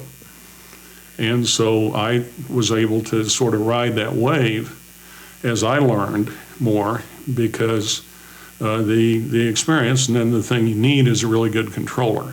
And we had an excellent controller, a long-time controller, that actually makes sure the books are done appropriately and that you get the accounting right. But on the financial side, the Treasury and Wall Street side, I found that I had a pretty good ability to deal with that. When you're dealing with Wall Street, New York knew and respected the Williams name. It wasn't like, who is this company from Oklahoma at all. Your name had preceded, right? Well, Williams was pretty well known. I mean, I've still got the original annual report from 1973. It's on my desk in Wyoming, and I look at it periodically. Yeah. Because we were kind of a spotted pup in those days in terms of a company. Yeah. And then we got bigger, and I think we were roughly a $3 billion company after the restructuring, and when I came in, and I think we got up to 38 billion, 39 billion. Mm-hmm. And we ended up peaked out at about 25,000 employees. Wow. So we had a lot of growth, and again, I tell people, I said, well, that's wonderful. We started putting the total return to shareholders for that management group on the cover of the annual report, and I think we peaked at around 1,300%. But I said, you have to remember that was during a decade when a trained monkey that could throw darts, you could put the Wall Street Journal's page of stocks up there, and they could throw darts, and they'd probably have an 800% return, just at random, because that was a very overheated market for that period of time. And that period again in the 90s to the early 2000s. Yeah. And so to follow your career, you became member of the board, president of the Williams Companies, chairman. Right. And president and CEO of the Williams Companies until retirement. Right. I actually went on the board when I became chief financial officer. And I was very flattered because I replaced Charlie Williams. And he told me that he was happy that I was the one that replaced him, which I really felt good about. I mean, that was nice. Yes. And Charlie, there was probably nobody that had a deeper commitment to the company than Charlie. Oh, and again, that's John's brother. John's brother. And I think in Tulsa we don't know as much about Charlie as we do about John, Joe, and you.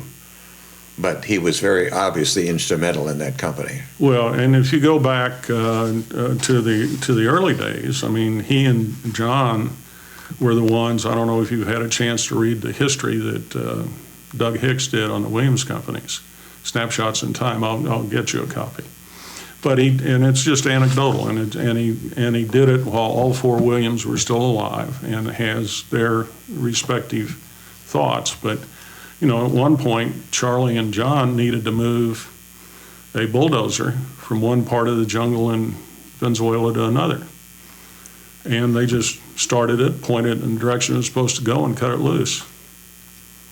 And so Charlie was very active early on with the construction, and that was back when they were building pipelines in the Middle East. They're the largest pipeline contractor in the world. They built over the Andes, first ones over the Andes. The last big project we had, we were a partner on 2 spreads on the Alaskan pipeline. You were living an awfully exciting life, weren't you? Well, it was enjoyable. Yeah. I mean, you ought to do things that you have fun with, and I did. I had a lot of fun, but it was a lot of things going on. And do you ever look back now? I mean, you're not that old a man now. Wishing you were back in that kind of game again? Well, I've been retired, this will be 17 years. Since 2002, right? Yes. Yeah. And I just look at the changes since then. I'm not sure it's as much fun frankly. Yeah. And I did it during a period of time when it was, in my mind, it was enjoyable, it was manageable. I love the fact that we had so much employee buy-in. One of the things we did, and I've got them hanging, my space in Wyoming, I got relegated to the garage, but it's my garage. and Your so man cave. Yeah, but I've got the $50 bills that we did.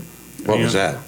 Well, we started, and the first time our stock hit $50, I said, well, we ought to celebrate that some way. So we gave every employee, at that point about 3,000, a brand new $50 bill. And then we split the stock 2 for 1. We hit 50 again. Well, we gave every employee 2 $50 bills. Split it 3 for 2. It hit 50 again. We gave everybody 3 $50 bills. Split again, 2 for 1, and hit 50, and we gave everybody 6 50s.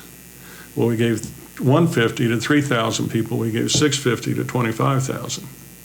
But I said it had to be cash. How much money was that?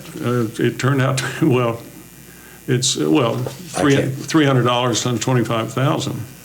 So that's a lot of money. Yes, it is. and our accountant said, well, we've got to W-2 that, and so we'll have to take. No, I said, you're not going to take deductions. You guys figure out how to do that, but it's going to be brand new bills. And the group that assembled we had to go to the Kansas City Federal Reserve to get the 50s for the 650s. And the group that did it, I said it reminded them of the old Scrooge McDuck in a room full of $50 bills. Right. But you packaged them up, the supervisor handed them to the employees. Wow. And when we did that, I remember we had have a broadcaster. Williams has a broadcast system in that building that you can put announcements over it. Well, next thing I know, it's I don't remember, was Pink Floyd Did Money? Yeah. I think it was. Well, that hit the PA. Yeah. And I mean, people were watching the stock and they were really enthusiastic and following it, but everybody participated in it. Yeah. That was a great idea to celebrate it that way. Well, it was fun. I mean, people enjoy it, and that's what I tell kids. You want to find some place where you're fully engaged. You want that full plate, but you want to have fun. If you're not enjoying what you're doing, and the way I describe my aspirations for the company or for anybody's job, I said, I want you to have a job you look forward to going to. Yeah. I want you to look up at night, as I said, and say, where did the day go?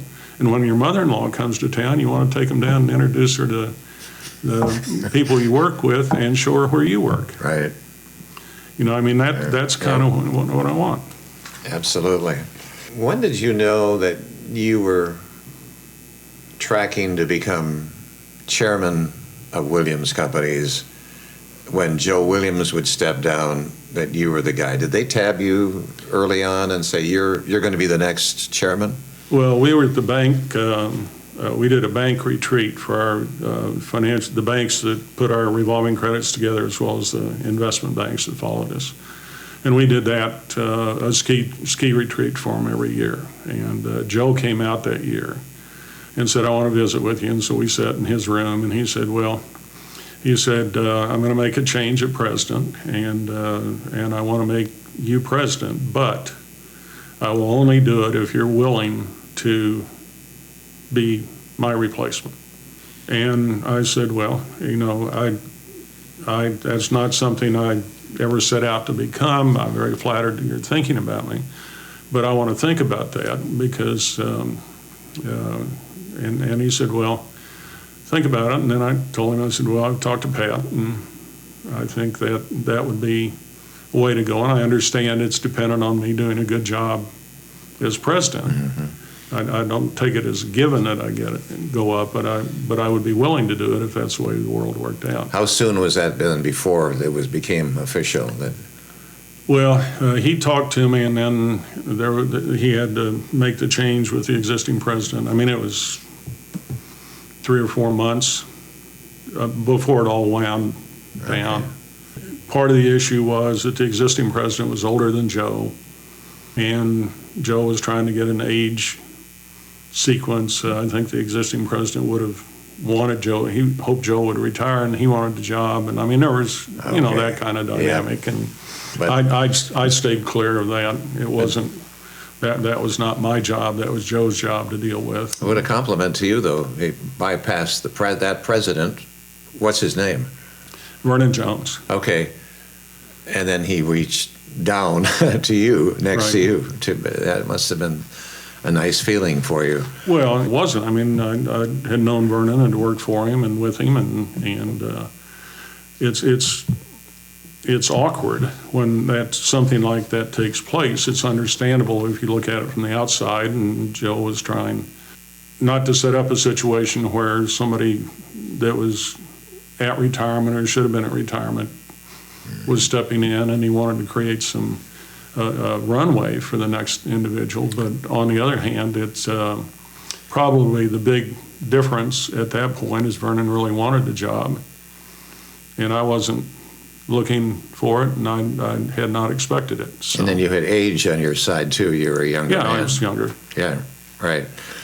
But didn't Joe kind of surprise the board when he said, I'm stepping down, I'm retiring? According to the interview, when I interviewed him, I went to his home in North Carolina to do that they were surprised that he was stepping down. And he said he wanted, and his wife Terry, wanted to do their own lifestyle and travel and so forth. So it was some kind of didn't people think that he was going to stay on a lot longer? Well, John would have stayed on until the funeral. John would have? Yeah, I mean. Until he died? Yeah, I mean, but that was because he really enjoyed that. And that was very fulfilling for him. Joe had a different set of interests, and he was hugely involved in the Nature Conservancy. Yeah. He of course, remarried Terry and inherited family with that. And I think it was Joe, he didn't find the fulfillment with the business that John did. Yeah. And so I don't think it was surprising when he stepped down, and I think age-wise, he was stepping down at a normal kind of retirement age.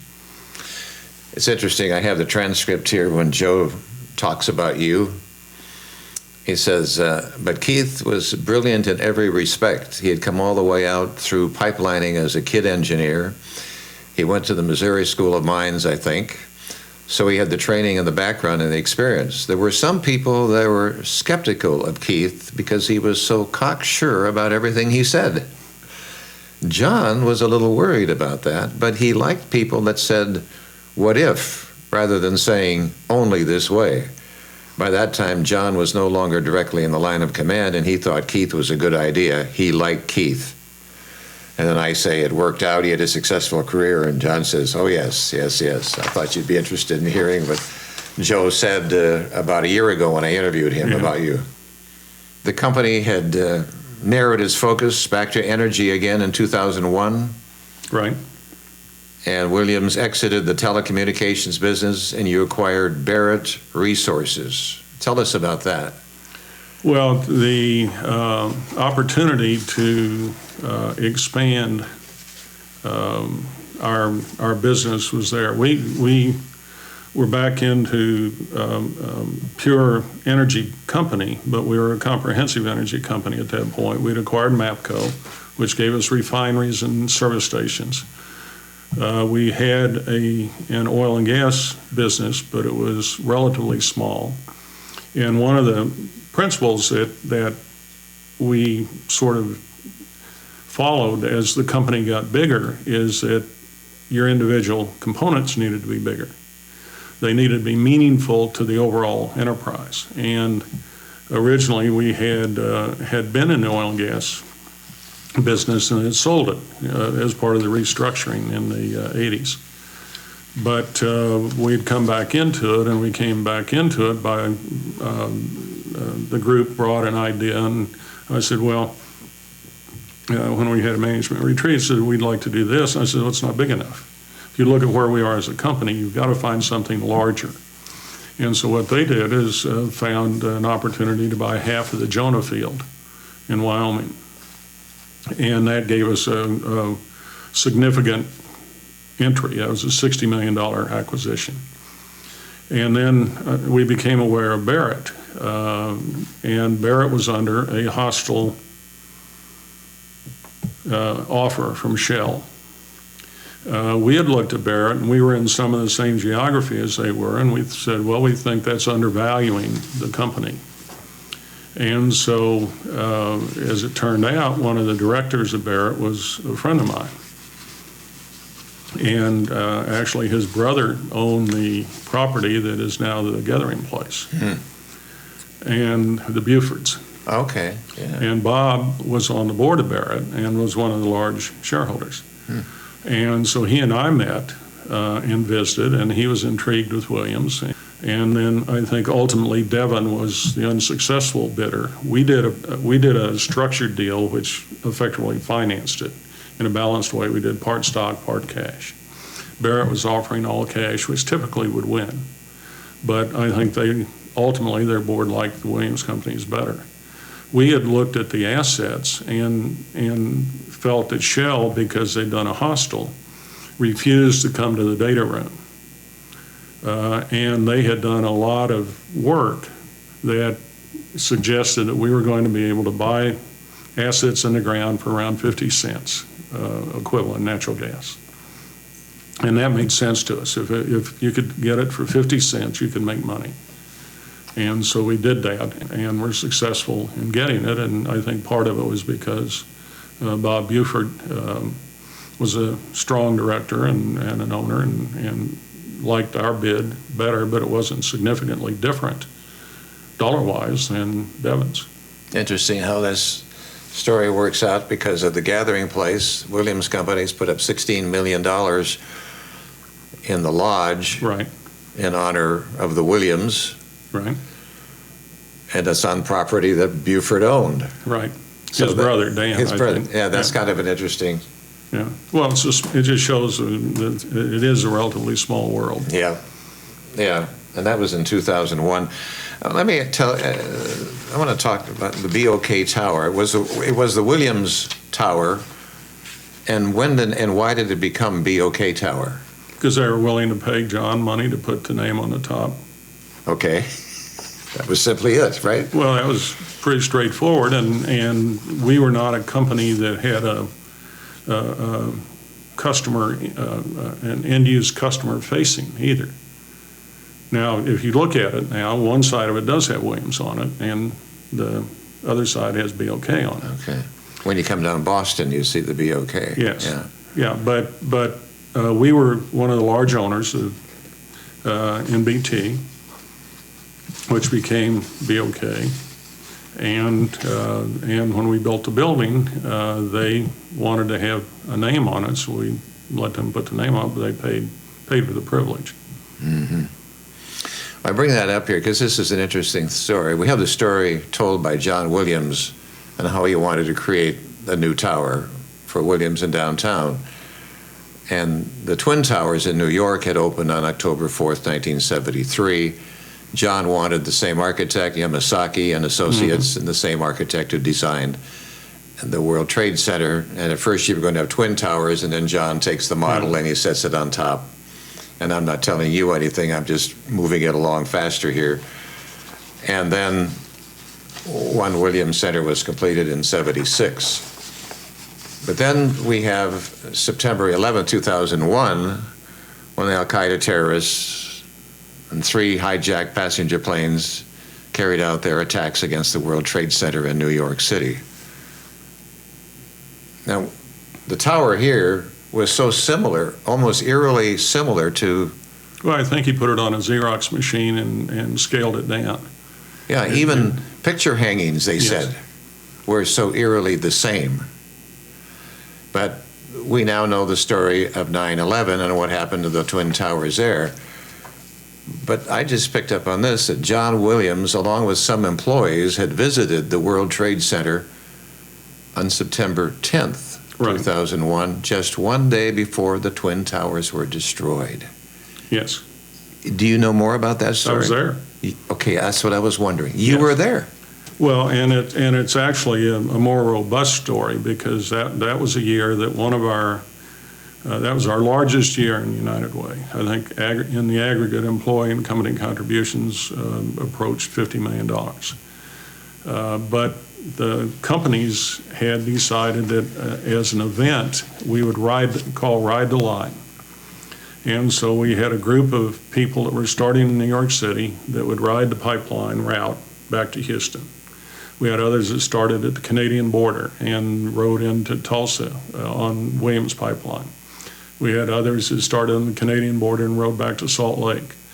And the idea was that they would stop at every place we had facilities and drop off their United Way checks for that community.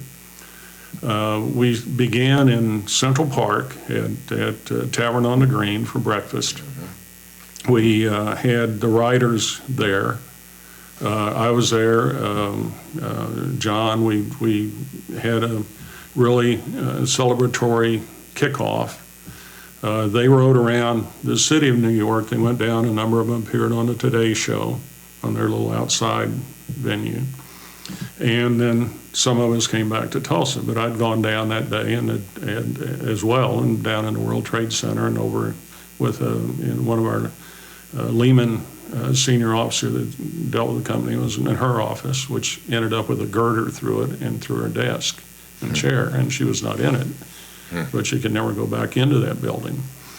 But we get back, I'm having my teeth cleaned, and they had the radio on. They said a light plane just hit one of the World Trade Centers. Where are you now having your teeth Tulsa. cleaned? Oh, you would come back on that same day, back. on September 10th. Right, because I had a 7 o'clock appointment the next morning. And I told Kathy, who was a dental hygienist, I said, that can't happen. That has to be purposeful. But the first report was a light plane hitting one tower. And then by the time I get in the car to go back downtown, it's both towers have been hit. And I get Steve Malcolm and Cuba Waddington, who are the two senior executives. And I said, we need to do something. We all in Oklahoma have lived through the Merle City bombing. We need to do something. We need to provide some resources, and let's do it through United Way of America. And we committed the original $1 million. That was the basis ultimately for the 9/11 fund. We were the first contribution. We did it while the towers were still on fire. Wow. And our employees, we offered them a chance. We said, we don't know how we'll do it because they shut down all air travel. And we said, we'll get you home.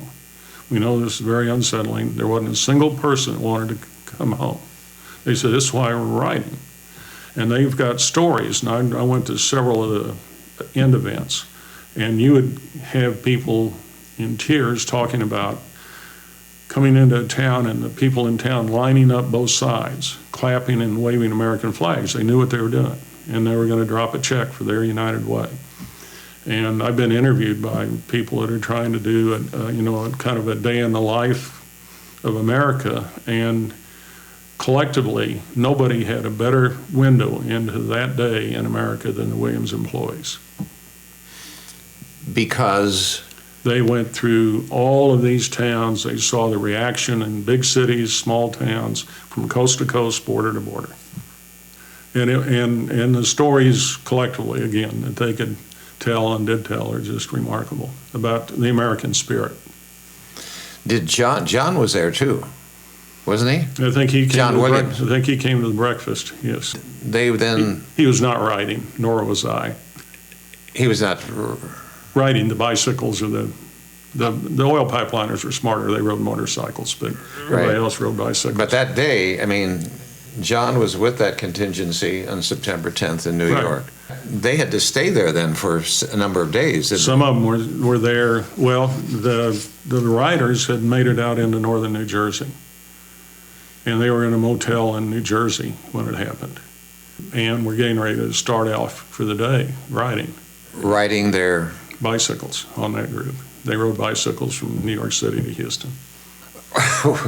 they had to be in good shape, didn't they? They did. And in order to do it, you had to raise so much matching money, and they And I've still got, in fact, one of the jerseys, and I'm going to get put in a shadow box and put in my space in Wyoming.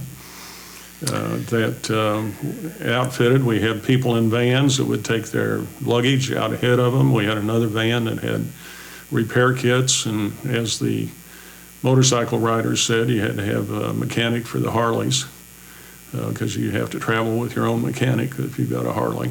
So all these cities, that's the way they did it, Follow the pipeline route. By bicycle or motorcycle. or motorcycle. And they would stop, and if you got a pump station or a compressor station or a tank farm, that's a city where we have employees, and our philosophy of giving was to try to mirror our employees' interest and also physically where our employees were. So it was just happenstance then that they were there in New York to give to the United Way. Well, this was a United Way activity for Williams. Yes. It was happening coast to coast. It wasn't just in New York, but it did happen. You happened to be there. Yeah. To give $1 million. Well, we gave $1 million the next morning after the event, and I called the president of United Way of America, and she hooked in the president of the New York City United Way, and we said, we're contributing $1 million, and it's for those unmet needs that people are going to have in the short term. And wow. I did not realize Williams was the first to contribute to that through United Way. Right. Yeah. And then it became a fund in and of itself, and right. And ended up having anybody involved. It's the American people are wonderful, and I've seen it because of all my United Way involvement. When they had the earthquake in San Francisco, the American Red Cross particularly took in a lot of donations. They met every need, and they had money left over. City of San Francisco sued them to not take that money and take it to other areas of need. You go to the 9/11 fund, the Rena Katrina fund, and the same lawyer, by the way, who did some work for Williams, ran both of those. And what they end up doing is they ended up doling out money because they have so much of it to people that I would look at and say, well, that's not who, if I gave a gift, that's not who I really intended the gift to go to. When you're giving an investment banker that happened to be there that makes 7 figures, they get this share because that's there in this pot. That to me, but it's on that side. I don't like it. On the other side, it just to me is a reflection of the American spirit. Right. Well, there was a lot of controversy about that fund as it grew and grew and grew, is what you're kind of referring to. They did, and all of them get that way, and then everybody gets greedy, and it's unfortunate on that side. But on the giving side, I continue to think it's wonderful that the American people do that. That's the Tocqueville description of America. And so about United Way, you were chairman of the board of United Way here. How long was your association with United Way? Well, my initial association started when I was in the Kennedy building and just come to work, and Bob LaFortune was responsible for the energy sector, and he recruited me to be on that part of the campaign. And then I worked on it through my full business career from the time I got here in '73 until I retired. And in Tulsa, I ended up being campaign chairman, and I was also traditionally the campaign chairman, then becomes the next year's board chairman. And then I found myself on the United Way of America board after the Bill Arimony controversy, and actually was one of the 3 new board members that dealt with that ultimately, because Arimony, they were close to giving him a buyout, and the 3 of us said, no, we're not going to do that. And then I ultimately became chairman of that board of United Way of America. You totally embraced that mission of United Way. That wasn't something you had to do because the Williams companies looked kindly on you. You truly embraced that, didn't you? I did, and Pat and I have been within our means, at least, very generous to United Way, and not just here, but I tried to. When I was working, I tried to be a Tocqueville member in our 4 headquarters cities, and I was. And the thing I liked about United Way, and that continue to like, is that it's unlike the Red Cross, whose board I was on, and Salvation Army, whose local and national board I was on. It is not a centrally controlled entity. It's controlled community by community, and it's a brand. And that what United Way of America provides is not oversight, and they don't choose who's going to be your director. They don't choose what you're going to give to. That's left to each community. And for a company that is as diverse geographically as Williams, it was the ideal gathering point or for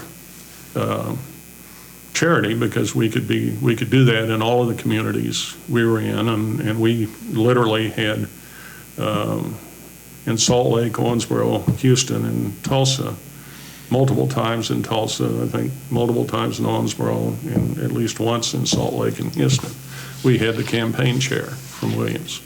Well, we've talked a lot about Williams. I mean, there are lots of ups and downs. It sounds like this has all been perfect. It has been ups and downs. There's been times of bankruptcy, possibilities, or isn't that true? Well, the year after I retired was the year that Enron, it was after Enron had collapsed and Global Crossing had collapsed. Williams still had some collateralized debt from the communications company. It elected to declare bankruptcy because its banks elected not to honor a revolving credit facility, said they weren't going to advance money, and so they went that route. I'm very proud of Williams for choosing not to, even though their banks, on less than 24 hours notice, told them they weren't going to renew a revolving credit. That was a very major part of the balance sheet. And that Jonah field I talked about that we bought, we bought it for $60 million. It produced significant income from it, and they were able to sell half of it in 24 hours for $200 million. And that and a loan from Warren Buffett and Lehman bridged Williams through that period until they could do an orderly sale of some assets and reformulate the company. And every asset they sold extracted a premium. And I admit that I don't have good feelings about the banks and the way they elected to act. I understand it, but they had told Williams had said going into 2002, said we want to go ahead and get our revolver done. We want to get it restructured after Enron. And they said, well, you're the best credit we've got, and we've got Dynegy and we've got El Paso, and that's going to be more work for us. We need to go get those done, and you guys are not a problem, until we became a problem. And that, again, I wasn't there, but I heard enough to know that the banks, in their collective wisdom, run like lemmings anyway, and they just basically, from Williams' point of view, pushed us over the edge of the cliff and said we're not going to do it, having told them right up to that point that they weren't a problem. And so you can sit there and it's wishes and fishes and say, well, if that hadn't happened, Williams would be a very different company. I would suggest that it could be a $100 billion company today had that not happened. But it's still rebounded, and of all those companies, it's the only one that really rebounded the way it has. Yeah. And so it's continues to be successful, continues to be really, I think, a good company to work for. It's a company that plays a critical role in the economy, and it provides quality services to the people that it does business with. When you say banks, are they banks in Oklahoma, in Texas? Or? No, it's typically the money center banks. It'd be like Morgan City, Bank of America, Canadian banks. Okay. You know, it's the big, huge money center banks. And they when you have a revolving credit, they basically sign up for so much. You've got a lead bank, which in William's case was Citibank, and then they might sign up for 50 million of the 4 billion or 70 million or whatever. And what they do is when we did Transco, for example, that was one of the more interesting and I think transformational acquisitions we made. It was a company whose stock had traded at $90 and was a year earlier and is now trading in at low teens. And its new president was John DeBars. And John had run Sun Pipeline here, had gone from Sun out to Santa Fe Pacific Pipeline, and then had come back as chairman of Transco. Well, John and I were neighbors and knew each other very well, and I went down and sat in his kitchen like we are at a table, and we made a deal. I said, I told him, I said, well, if ever you need something, I told him earlier, then call me and we'll see what we can do. And so we ended up making a deal to buy him. And we did, and there were people on the first call. You do one of those and you announce it the next day. And then there was a guy that's pretty prominent, Leon Cooperman. And you see him quoted still on CNBC and on that kind of thing. But Leon dominated the call. And basically, you idiots in Arkansas don't know what you're doing. You're buying an absolutely horrible, this is a horrible deal. Why are you doing this to us? And he just dominated. And I finally said, Leon, I'm going to be in New York tomorrow. Come see me. We'll talk more. Let's get some other people on the call. And then I went from there to Houston. I went to Owensboro, Kentucky, then on up to New York, and met with Leon. And he was looking at the art on the walls, and he says, I like your art, I'll buy it. You're going to need somebody to buy it. Yeah. So later, that deal was the top M&A transaction for that year. When the purchase of Transco. And I went over and met with the fixed income guy at Prudential in Newark. And he said, I've got one question. I know you can't go into a lot of detail, but just tell me if I'm right or wrong. He said, I've done an analysis, and you bought this company for less than 7 times its cash flow. I said, you're correct. And he loaded up, and he ended up being the hero at Merrill Lynch in those days because he understood what we saw, and the businesses we were in, if you could get something for less than 7 times cash flow, then you could make money. If you go over that, it's hard to make, But that's, and so it turned out well. But I got to meet Leon, and he was priceless. And I saw him several times, and in the style of those guys, he said, "Well, we really did a good deal back then. That Transco deal was really a good deal that we did." I said, "Yeah, it was."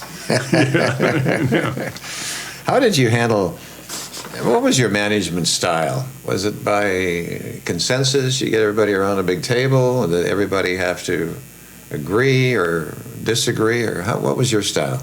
Well, I think on the whole it was pretty collegial and listening, but I also have a perspective that there are things you do around the table and come to a group decision, and there are things appropriate to do that, and then there are other decisions that are not. And you don't want to confuse the two, because nothing can be more demoralizing than sit around the table and let's see what we think, and then at the end of the day, so I don't agree, and we're going to do this, and it's different. And so you have to decide if we're going to do a group decision. I'm prepared to do whatever that group decision is. But if you don't think it is going to be one, and there's something you just feel strongly that it has to be this way, then you need to do it. You need to wear it. Is it lonely at the top? I don't think so. I think it's different because it's the only job in a company that you don't have a peer. And you have a different relationship with the board. And I think we managed the board. The board transition from John to me was significant. in terms of what John had a board made up of his friends, basically.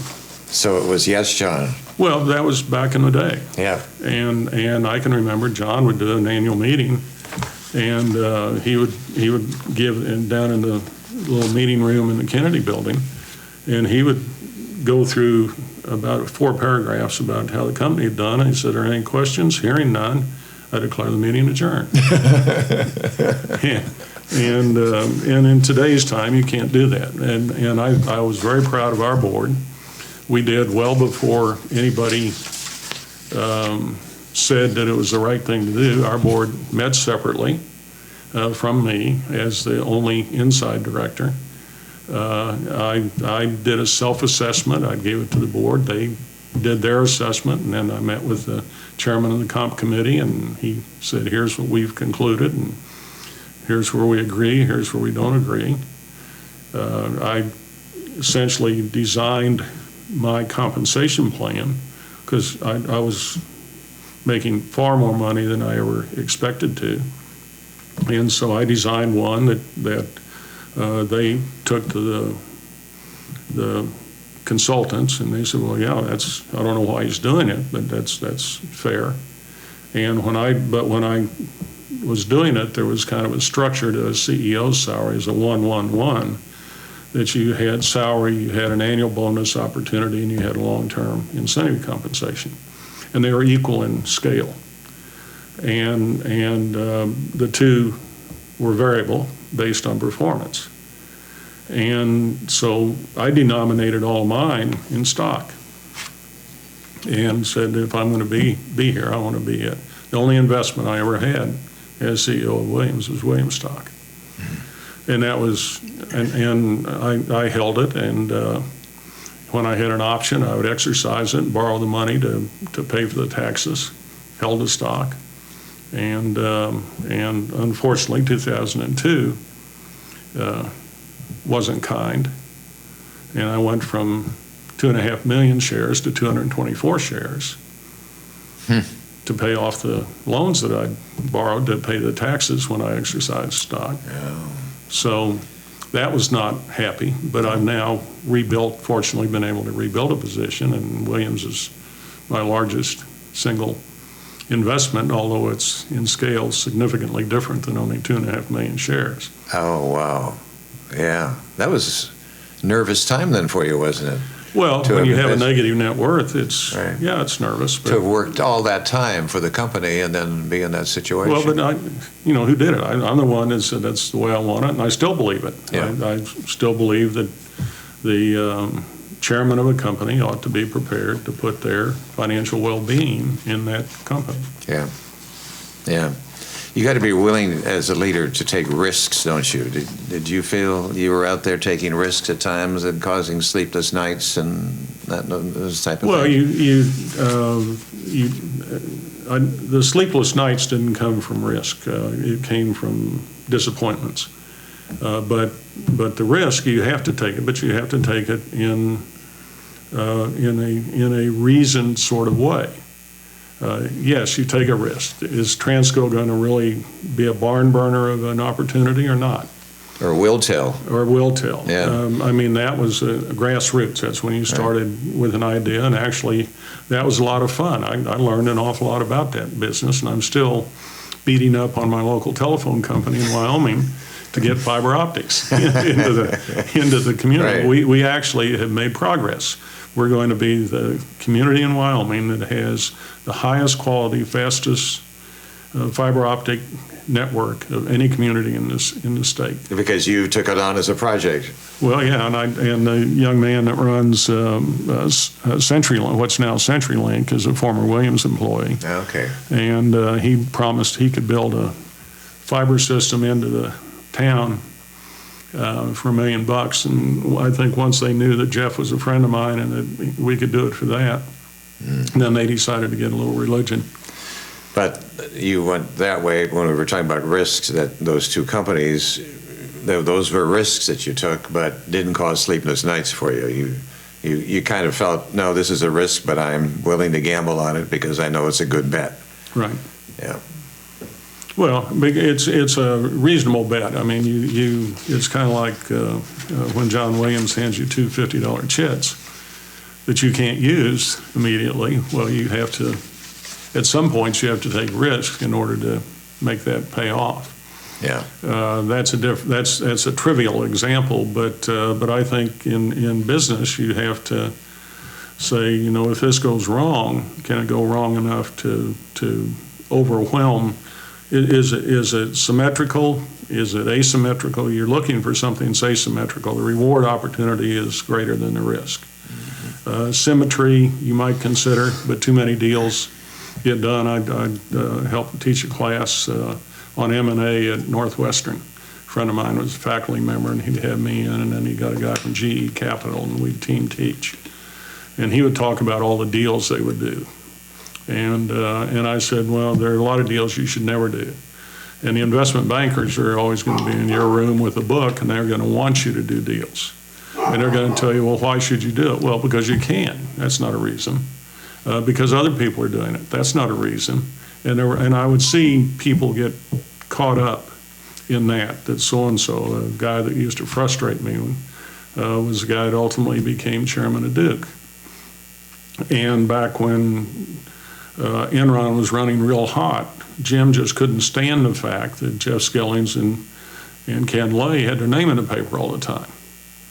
And so he was quoted one time by the Wall Street Journal, oh yeah, we've been talking to Williams about a deal. And I called him and I said, you're lying to start with. And that is so inappropriate, I can't imagine you did that. You're a lawyer, you know better than that.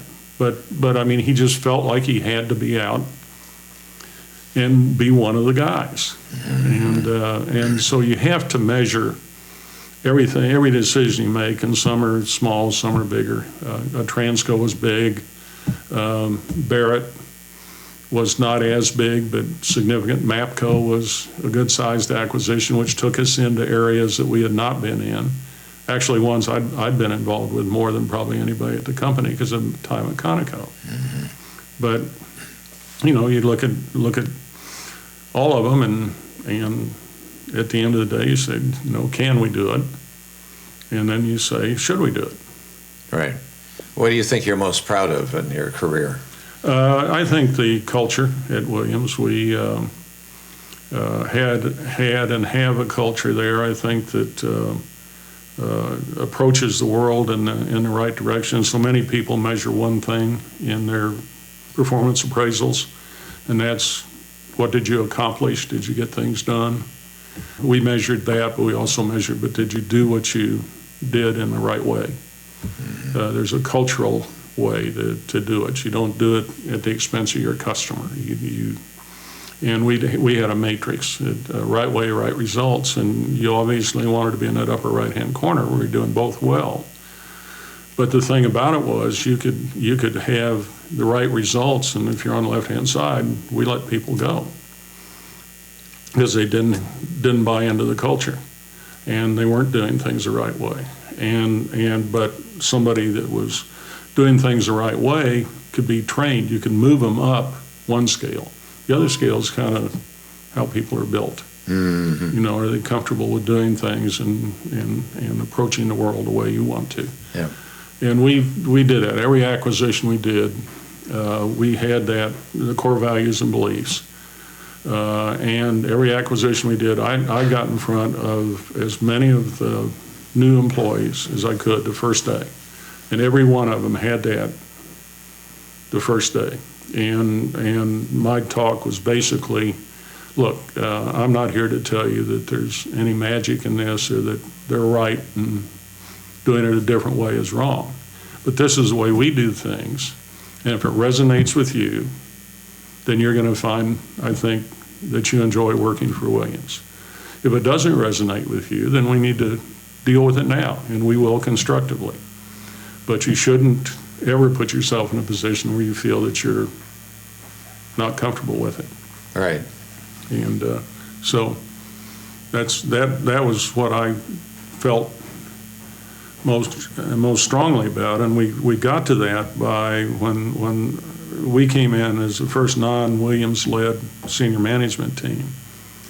I said, well, I want to see what we need to do because I want durability, I want sustainability, and I want success for our group. And they went out and studied a lot of stuff, and by that time people had written books about built to last and things like that, which over time don't.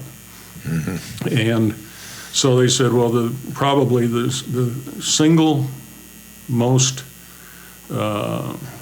reliant indicator of a successful company is that the guy on the shop floor and the guy in the corner office are on the same page. Mm-hmm. You have a common value system that goes all the way across, and you look at Emerson Electric's kind of an example of that. Nordstrom's has been kind of an example of that in the retail space. But again, we said, well, we think we have that. But we're almost 100 years old, and we haven't codified it in any way. So we set about doing that, and they came up with the core values. Then we tested it with the employees. Does this sound like who you work for and who you work with? And it had the things like, a tolerance for risk on it, and yet managing in a way that you're not wasting money. I mean, you go through that list, and the employees came back and said, yeah, that sounds kind of like we are. And then we gave it to the board and said, does this sound like the company you see from your perspective? And they looked at it and tweaked it a little bit, and then we finally produced it in the final form, and it's been that way since 91, 92. And Cuba, when he was alive, ran our gas pipelines when we were headquartered in Houston, and in what had been the Transco Towers, now the Williams Tower. And he actually had it carved. And he was done a drag on me a little bit because I always started, now these are not carved in stone. It's not like when Moses came off the mountain. This is our view of how we want to be. But it's carved in stone if you go into the lobby of the Williams Tower in Houston. Oh, really? Yeah. You said Cuba. Who did you mean? Cuba Wadlington. And Okay. Cuba had come up through our gas pipeline side, and would have been, he was on a par with Steve Malcolm. And they were the two contenders to replace me. And then he passed away he had multiple myeloma and died that last year.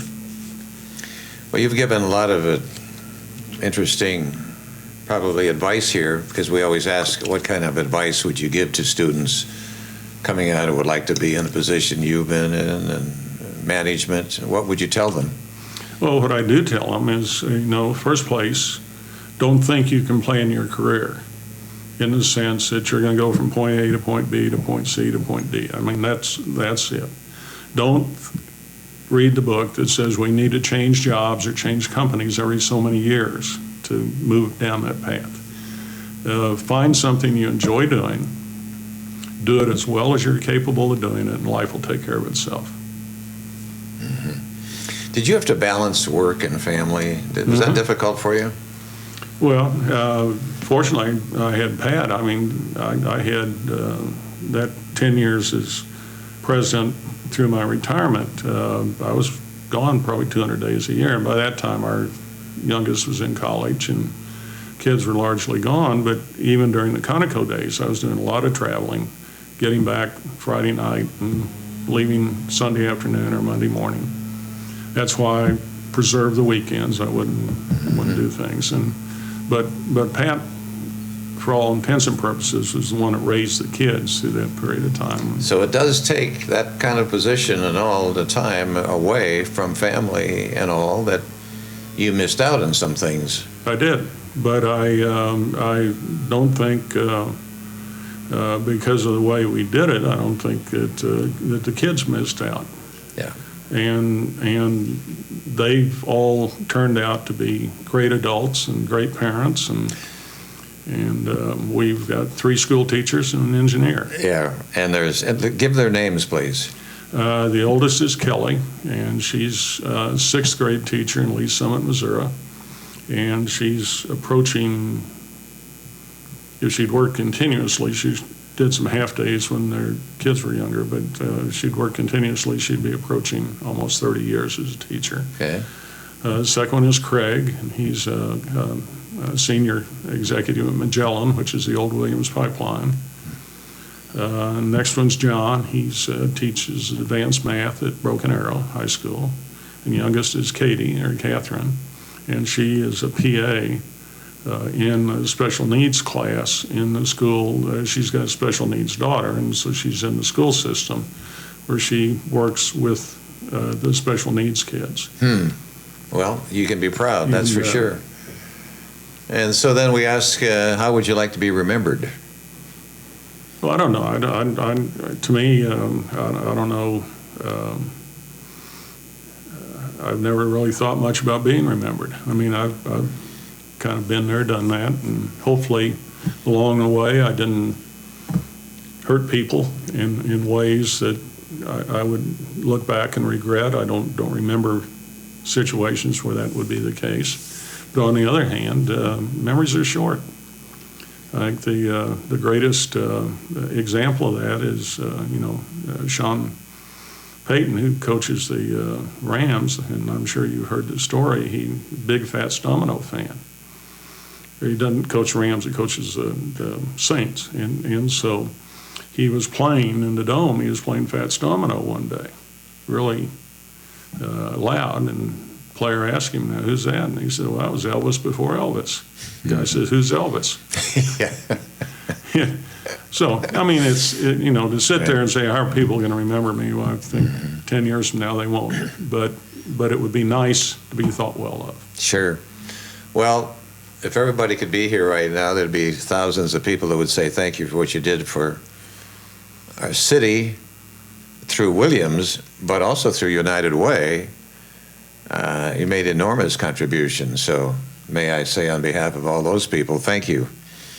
And thank you for giving us your time and telling us about your remarkable career, one that you would have never thought of when you decided to go to the School of Mines because you really wanted to play football. Right. Oh, that's a long way from Kemmer, Wyoming. Yeah. Right. All right. Thank you. Well, thank you. It was enjoyable. You have been listening to the Voices of Oklahoma podcast, stories taken from the oral history website, voicesofoklahoma.com. At the website, you will discover an array of storytellers. Many you will know. Some will be new to you, but all will be worth your time. This work depends on listeners like you, who are interested in learning about the great people of Oklahoma. Our website provides an opportunity to donate to this 501c3 project, which preserves Oklahoma history, one voice at a time. voicesofoklahoma.com.